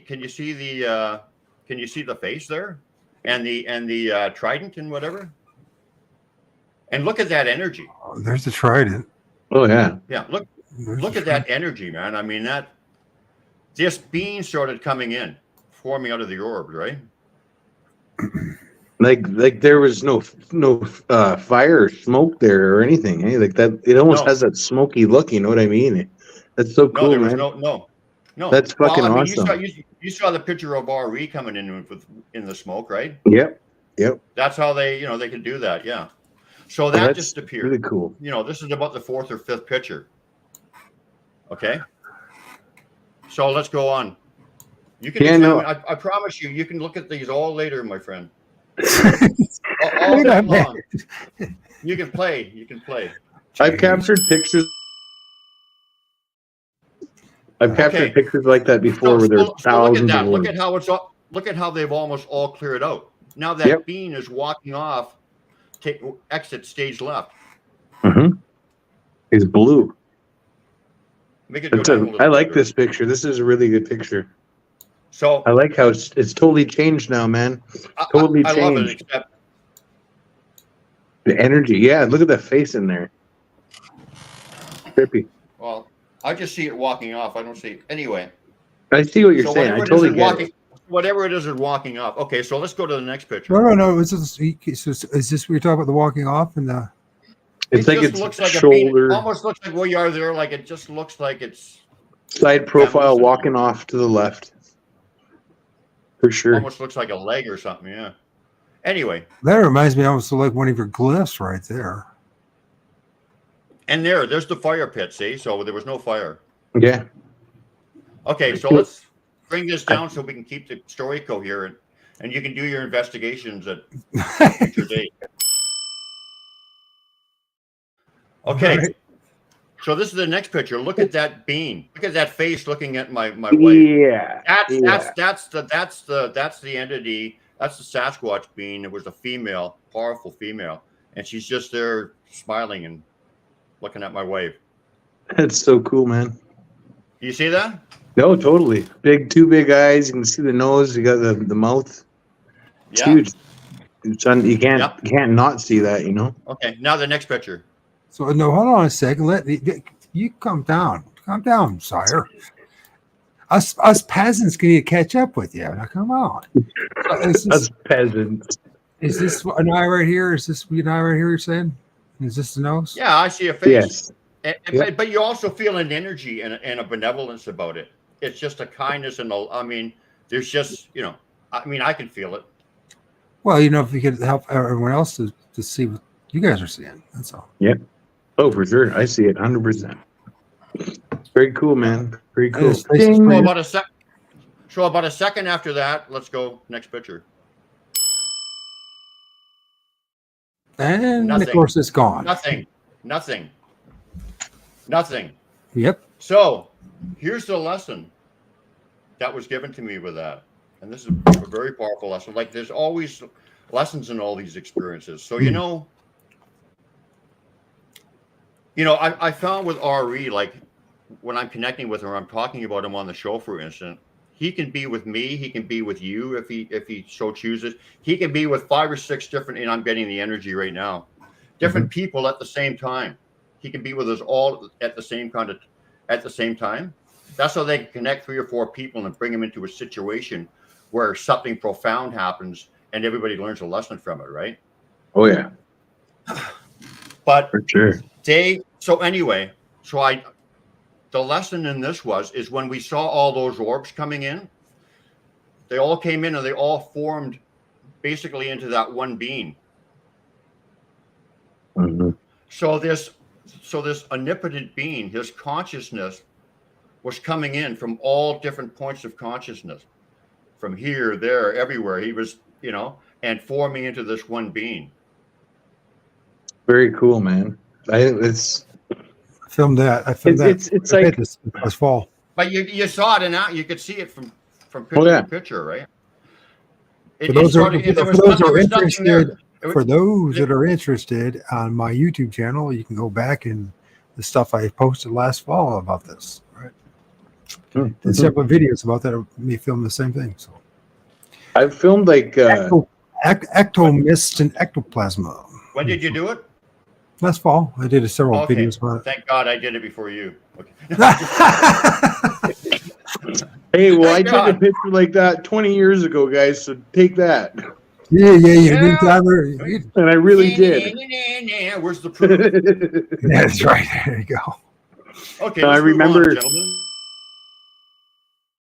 taking a picture. Oh, I forgot. Out at Harrison. I was out at Harrison Lake. Sorry about this. I was out at Harrison Lake and I took a picture, and there was thousands of orbs just like that, and they were coming from everywhere. You know, I mean, thousands. Has to have thousands. Okay. So this. I'll just make the face. This speaks to a couple things, right? I saw this little leaf with a little face on it, and I do associate it with that they did it, and I'll tell you why. Because I have a pretty good friendship with a guy, this Kevin Royce guy, and they confirm a lot of our stuff. Like, he was the guy who had the Sasquatch family walk by him with that floral scent or whatever. Like, that was big time confirmation of the human, shape shifting thing for me, like proof. So we kind of like, they kind of work with us, and they'll show me something, and then they'll show him something that'll just, talk about how everything is connected and how they're listening and how they're working through us all. So this was mine. Okay. I found this. I showed this picture to Kevin, and shortly after, he was out in the woods and he saw this one, the next one. Next one? Yeah, the next picture. You know what? Oh no, you got him out of sequence, man. What? That is not my fault. That is JT's fault. What's it my fault? I'm not taking it doing, man. All right, sorry, I think we're blame this time. I feel to throw you on the bus on this one, man. You're the one that said me. Well, I gotta go. No, I'm just what was the next picture, Brian, if you remember? Okay. The next picture. Oh, come on, JT. Now, I'm telling you, you can't take responsibility for it. The next picture was I just give you a hard time, JT. You did. Almost that they left for him with the eyes and the mouth, whatever, cut out. Is this it? Is this what we want? I mean, eventually we might, but. Okay. Let me ask you something here. Do I have to go back? I thought we just did a smiley one. Like, I want to know now, because I couldn't hear over the dings and stuff. Now, come on! Don't blame my dings. Don't blame my dings. With the leaf picture that we just seen, what was the picture you were trying to show us after that? Like, what? It was another leaf that they left. It was another leaf that they left for Kevin that looked practically identical to what I saw. So it just, talks about how they're paying attention. You put me under pressure. I got to find this now. Well, maybe I didn't. I was pretty sure I had sent it. Was it in the same? Were you guys out together and like in the same area, or was this different areas? No. I'm in British Columbia. He was in Oregon. Yeah, that's what I'm wondering. Yes. And we found them like really, really close together, and it was obvious that what was going on. Like, they're just showing us that time, space, and distance doesn't mean anything to them. They can be with us wherever we are, and they can connect with us wherever we are. So you don't have to. You don't have to go into the woods. There's a lot of duplicates, so please forgive. Okay, that's fine. So this is not it, but this is. No, don't worry about it. Okay. Just trust me that the other one looks almost identical to it, and there's just no way that they weren't, connected, right? Yeah. Over all that distance, I mean, it's their way of confirming it with both of you guys. You and absolutely, that's Kevin, right? That's his name, Kevin. Sorry about that. Yeah. Yeah. Go back to the last picture, actually. Okay, so this kind of stuff is going on all the time. Like this just happened like a week ago. I mean, they're constantly communicating with me. And here you can see the Y stick. You can see the A. You can see a little piece of greenery that they put in it. You can see the arch of protection kind of thing. Remember I said that arch? Yep. There's an X there. Just a beautiful message. I love how they do that. The multi-message glyph there, so cool. Yeah, and like I said, that was just left, just across the road from where I live, basically. Oh. Mm-hmm. That's something else, man. That's cool. Ding. Now I was doing my daily affirmations because I'm kind of like asking the universe for abundance of health and wealth and stuff of that nature. And so this is another one of those, the universe is connecting to you, man. Like it's just so obvious when your vibrations are raising how everything is just all connected. So I'm at Walmart of all places, waiting for my wife to get out of Walmart, and I'm thinking this, and I'm just in the parking lot, just walking around, and I'm thinking of the universe, daily affirmations or whatever, and right there, as I'm thinking that, is this glyph right below my feet. This just happened like last week. I love that, man. I love how they do that, man. It's so cool. Yeah, this is Walmart parking lot. There's not another pair of sticks like this or whatever in there, and you can see how it was hand placed, obviously. I mean, even people who don't even know what, I don't want to say work, my passion, my sharing with them can see, the similarities here with what I've just shown you guys just in this. Oh, yeah.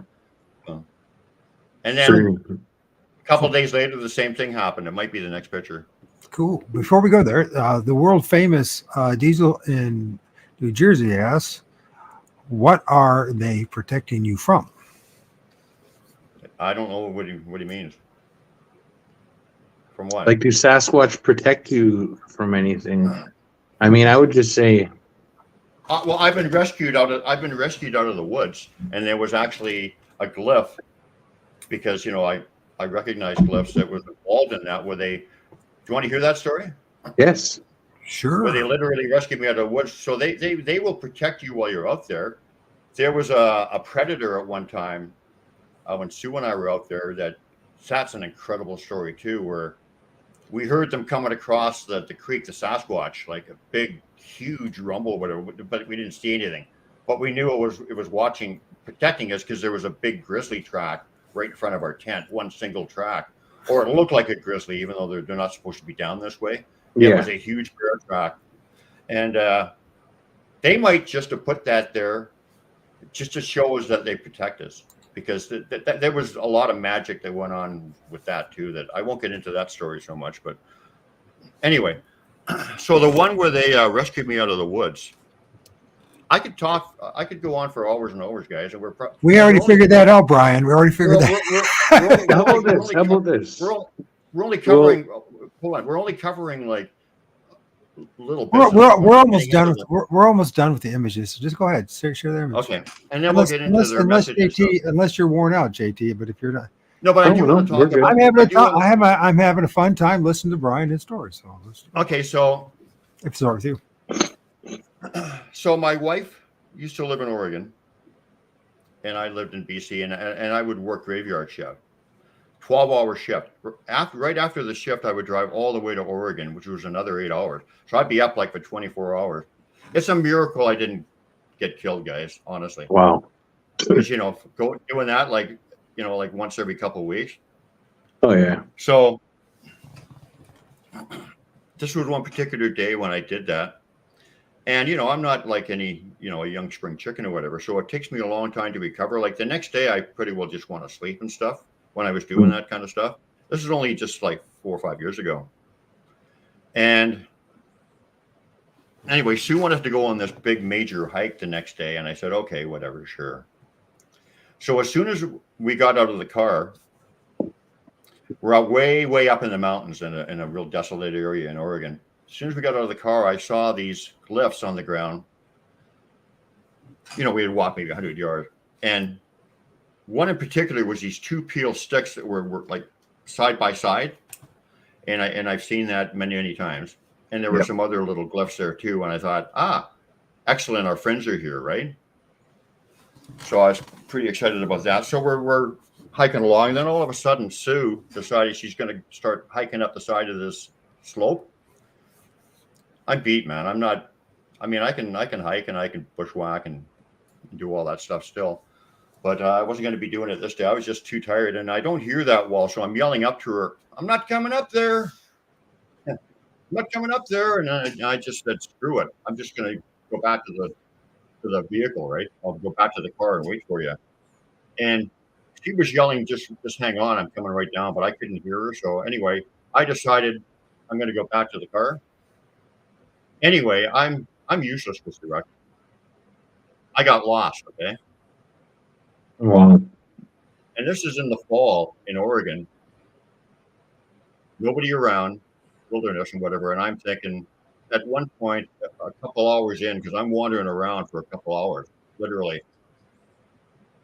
And I'm not finding anything. I'm going up and down like mountain roads, and I'm just like not finding anything that looks familiar.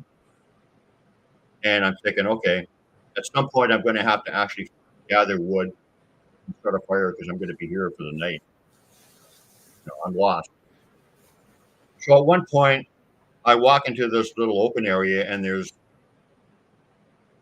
trails going off in 3 directions. And I think, okay, well, I'll pick one trail and try it. And at that point, I said, hey, guys, I need your help. I'm lost. You've got to help me get out of here. I can't. Please help me. Mm-hmm. I'm walking up this trail, and I'm just about to turn around because I don't see anything I recognize.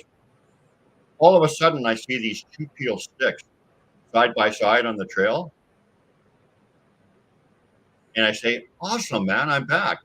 There's those peel sticks, because they were right by where the car was, right? I'm thinking, awesome. I was just about to turn around. If I hadn't seen those sticks, I would have turned around. I saw them. So then I walk in about another 10 yards or something, and I see Susan driving by in a vehicle just up on the road, just above, like I'm walking up the hill. And I yell out and I say, hey, stop. And I said, thank God I found you or whatever. And I got back to the car. And she said, back to the car? You're like 1.5 miles away. So those peel sticks that were put there so that I would keep going and hook up with her. And here's the kicker. She was on the road, and at some point she's up there and she's being held back. Like something's holding her back. Don't go. Okay, go now. As they said, go now, she's driving by just as I'm coming up. The timing, for us, the time, and they know when to influence. Those glyphs kept me going. Otherwise, I would not have, probably would have been there all night. And who knows, it was going to get cold. Yeah, no. So yeah, they absolutely do watch out for you. I'm not recommending you go out there and do stupid stuff or whatever, but they do watch out for you. Brambland is awesome. I just got to say that. It's right there. Okay, so are we done the pictures? Done. Or are we done? Oh yeah, this is the other one when I was doing those affirmations that when I was just standing there when it was right there. Actually, the car was there, but I had to go back and get my camera because I wanted to. I'd like to document this. To give people hope. I share these things to give people hope of how connected we are and how we're not we're nobody. Like people want to say that we're nobodies. We don't have any power. That we're not connected and whatever. That's all the power. Bullshit. That's a bullshit lie. We are all connected. And when we realize our power, then we're not going to live in fear, right? Kind of thing. So anyway, so yeah, the car pulled in as I went back to get my camera, but nevertheless, it was another affirmation or confirmation. Definitely. Oh, that's pretty. Here's a cool orb picture. Now you notice that in some orb pictures, you like that is behind the leaf. Sure is. You know, that's Definitely not is. that's not a photo mishap or whatever. That's a good picture right there, man. With the leaf in front of it, that's cool. You can't say it's not an orb, man, because look at that. It's an orb. That's a cool picture, man. I like that. Somebody like it's glowing so brightly, eh? Yeah. Well, probably one of my Sasquatch friends. Oh yeah, for sure. I wouldn't doubt that. Yeah. It's crazy because I've seen so many things like that too. Like I always think back to this last October, we were doing a camp out or not camp out, fire and stuff over like at nighttime out there in Chehalis, and there was there had to be at least like 15 of these orbs that surrounded us that night, and I seen every time, and they'd be blinking on and off, and then they'd be like lower on the ground, they'd be up in the tree, they'd all around us, so like in every direction. Awesome. Yeah, the the local people would say that is spirits and stuff, but I don't know. I know there's obviously a connection with that with Sasquatch, 100%. Yeah. You know, for sure there is. So let me tell you about my. Once again, man, the universe. I just looked up in the sky when my wife was with me, and it just happened to capture this beautiful message. That's awesome. And my wife is amazing. She talks to the sky, whatever the sky, like the shooting stars will go by. Like when there's something important that's on her mind, that she gets confirmation, like way too much to be coincidence. And she's a beautiful person. So yeah, that was just another confirmation that the universe is with us all the time, right? And it's all about love. So I was Sasquatchers are in cahoots with security guards. He's talking about Walmart. That's what he's talking about, I think. Dropping a Walmart comment. We have the last image, gentlemen. You ready?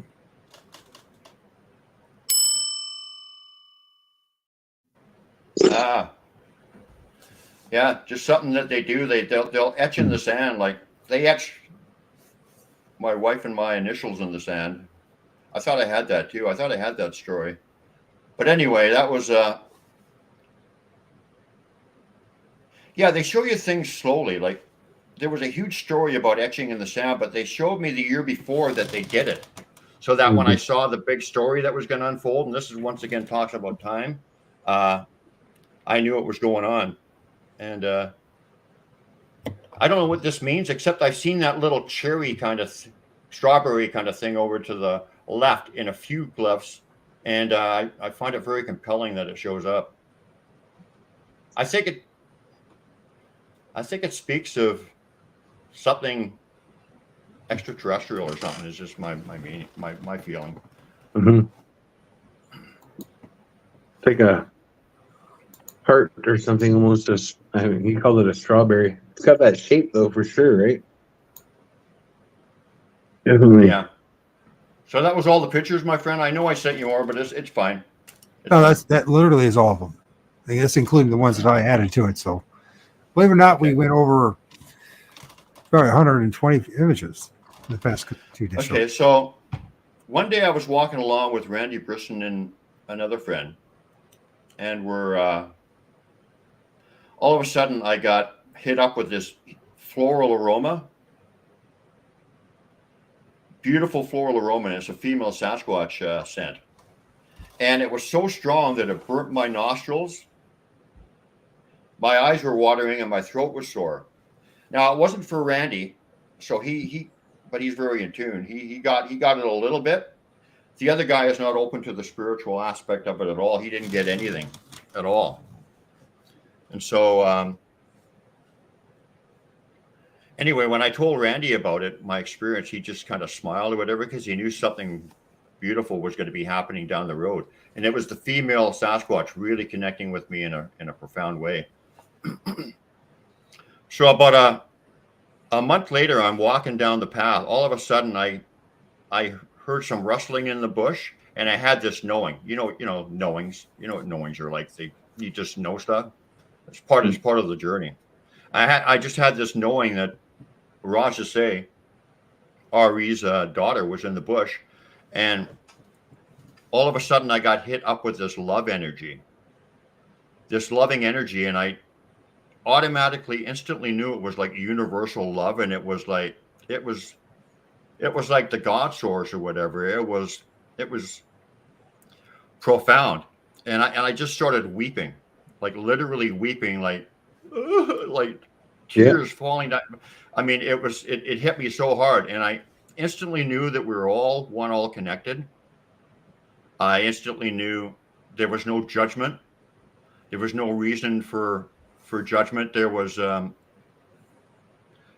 need to ask any questions. It just is. It was just a profound love, and it was just like in source, being part of source or whatever, I guess. And it was an incredible, powerful download, and it kind of started me on the journey of the core truths kind of thing, and a lot of the stuff I wrote about in the book and what their message is.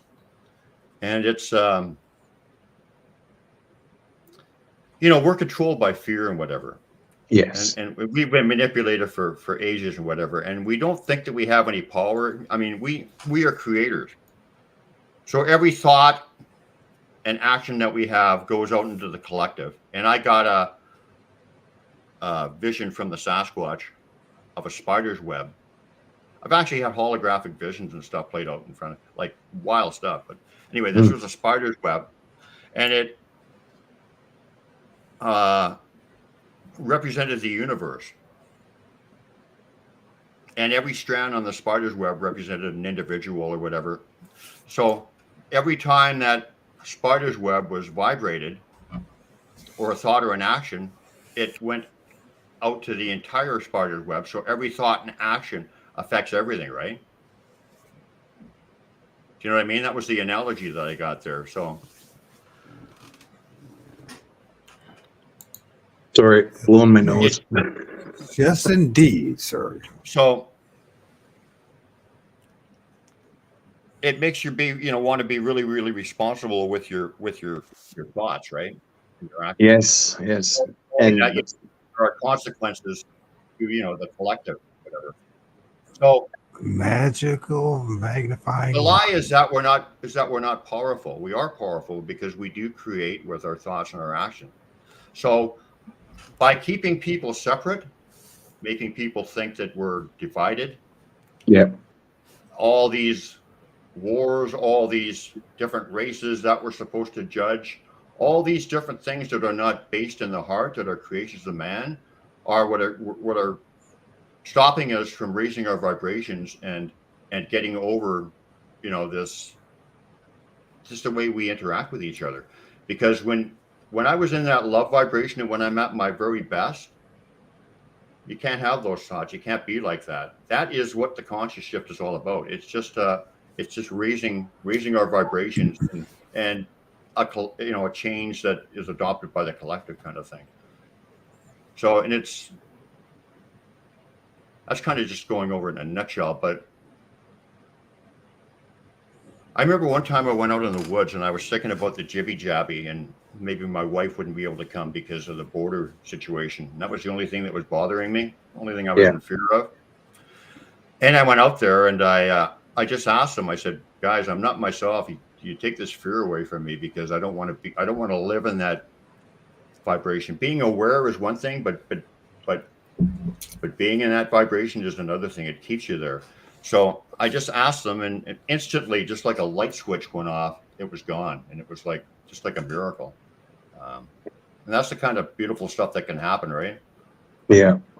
But So That's very basically, basically they're saying that we're all one, all connected, that we have power. That don't let people say, well, what can little old me do? Because that's what everybody, that's what, if you want to be controlled, how do you control people? By making them think they're powerless, and by keeping them divided with imaginary bullshit, right? Oh yeah, You know what I mean? totally. Like religion, race, all this imaginary bullshit, why I'm different than you and why I'm not supposed to like you.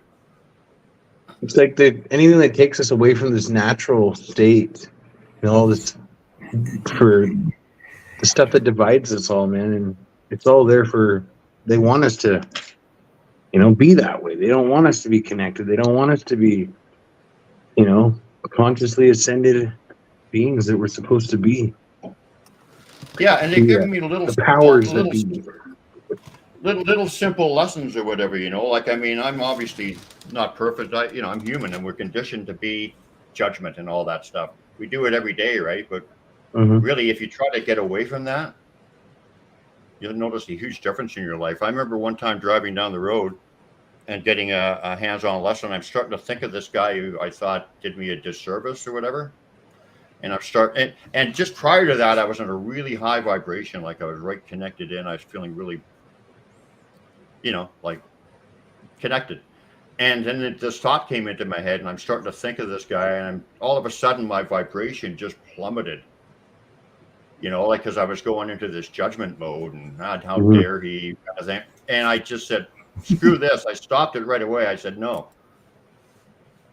I'm cutting off that thought. I'm cutting off that little guy on my shoulder saying I'm not good enough, or this guy did this, or that negative Nelly guy. I said, no, you can shut up. And my vibration went right back up again. And it's just simple reminders, right? Like, don't have those bad thoughts of people, think something good, think something positive. Don't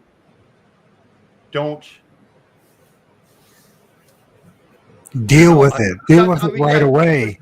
Deal with it right away. Deal with the politics, everything in this world. I mean, it's all just a big horse show. Everybody like acting like a bunch of morons, not getting along, and just like, man, that is not who we are. Like, but it keeps us divided. It keeps us in that place. So, we have to rise above that, and we do that with our thoughts and our energy. And that's how it starts, right? Change your mind. Yeah, because at this point, with that, can I say something, gentlemen? Hold on. Can I have something? I've been listening for 3 hours. Can I say something, please?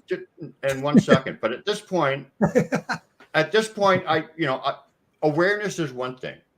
Being aware is one thing, and but putting your energy into it and letting it drag you down, because it's almost the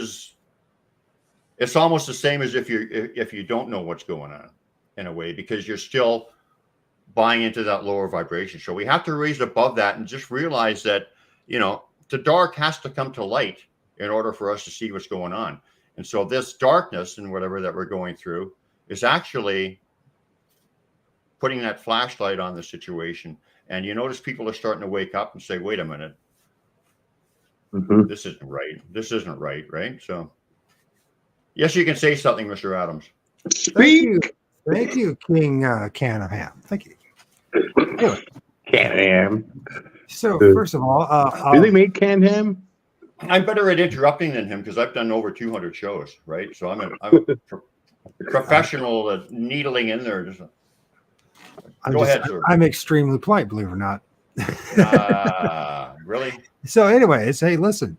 So, first of all, it's been a great show. Thank you, Brian. Thank you for sharing your insights. It feels like we didn't discuss a whole lot. Dang, I didn't. Let me finish the sentence, please. I thought. Just so many different directions. Yeah, please finish the thought. I beg of you, sire, please. So, anyways, hey, listen. So it was interesting. We're ending on this note, huh, JT? Especially all what we just went through over this weekend. So, nip this shit in the butt and don't hold on to that stinking thinking, right? And you know what? Seriously, man. I mean, it's not magic. No. It's pretty simple. It's simple shit, but it's really profound. I mean, just change your thoughts. That's right. Change your heart, man. I'm serious. Deal with Just, deal like, with yourself, man. there's nothing to fear. There's nothing to fear in all this fear-based agenda kind of shit. You don't have to fear it because, I mean, we're infinite beings. So that was another thing I realized with that download. We're infinite beings. This is just a drop in the bucket of an eternity of life that are actually playing out right, all simultaneously too. That's another thing. But so plus we live in a soul trap matrix. Just remember that. So reincarnated soul trap matrix. So there's really, we're buying into fear when we really don't have to. And fear controls us because it keeps us in that vibration, right? Yes. It certainly does. That's for So sure. it's important, man. Your thoughts are very powerful, and I'm horrible at that sometimes, because I think the worst stuff about myself, and that's just basically fucking killing myself, man. Oh yeah, man. That was I have a hard time forgiving myself and loving myself, right? That was another lesson, man. That was another lesson they had. I was in bed and they just gave me this. They just showed. I was looking at myself from a detached point of view and looking at all the things I judge myself for. Like I said, from a detached point of view, and I just realized that, there wasn't all that important, and that really we have to start with forgiveness for ourselves, right? Like that's the hardest thing to do. So. Yeah. That's what I need to work on. Yeah, well, you can do it. You're worth it, right? How's it going? We project it onto others, right? Exactly. So with that, the Sasquatch BC, the true story, the Pork and Bean Show, Mr. Brian Bland, thank you so much for sharing your evening.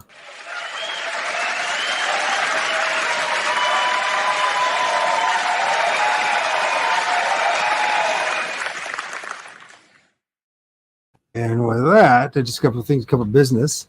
Well, you are smart. You cut me off when I didn't even know it. That's good. So Thursday, I'll be interviewing Stan Gordon. That should be fun. And then also Saturday, W.T. Watson, Forest Poltergeist. That should be a damn good interview. And then, of course, me and JT will be hanging out with our bro, none other than Sasquatch, Ontario, Mr. Mike Patterson. Mr. Mike Patterson. The rock and roll star, by the way. He sent me some of his music to do a video with. So Cool. Sir Bland, I hope you join us again soon, maybe next month, huh? I enjoy listening to Mr. Bland. That's if not, then of course, whenever you feel like it, sir. Thank you, sir. Okay, sir. So what else have we got? What other business?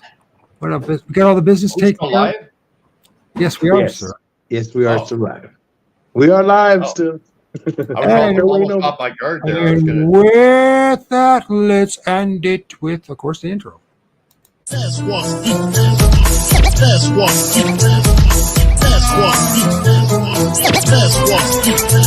Put together a little lecture and I'll make the class watch. Pacific Northwest where we're blessed with Sasquatch. Like in the Himalayas, the abominable snowman, known to have strength more phenomenal than Conan. Discovered evidence of this endangered species. Footprints, hair samples, even stranger feces. Put a bad taste in your mouth like a glass of scotch. Some say it smells worse than an ass or crotch. In British Columbia, they're more than legendary, even though the skeptics claim he's imaginary. Eyewitness accounts that attract attention, while others can't decide if it's a fact or fiction. Is there an ounce of truth? I don't pretend to know. I'm searching for the proof, whether friend or foe. Got his own erotic novel, getting naked with ladies. What's the missing 411? Ask David Pallades.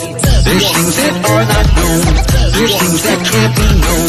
There's things that won't be known. It's okay, you're not alone. There's things that are not known. There's things that won't be known. There's things that can't be known. It's okay, we're not alone. Oh, there's one more thing I totally forgot. And that is, if anybody hears this and here's to the end, my chair really did break. So I need some help. I really do need some help. Financial help. It costs me a lot of money to do this stuff and make it happen. So if you could look at this, and then you could go to PayPal or Cash App Either one is Michael Adams, O.R.D. 3. Michael Get the Adams. O.R.D. man a new 3. chair, guys. Come on now, let's do it. I really do need a new chair, man. Obviously, I've been I've been busting my butt. And the chair to go along with it. So with that, thanks everyone. Say bye, JT. Squatch out, everybody. Love you guys. Squatch off.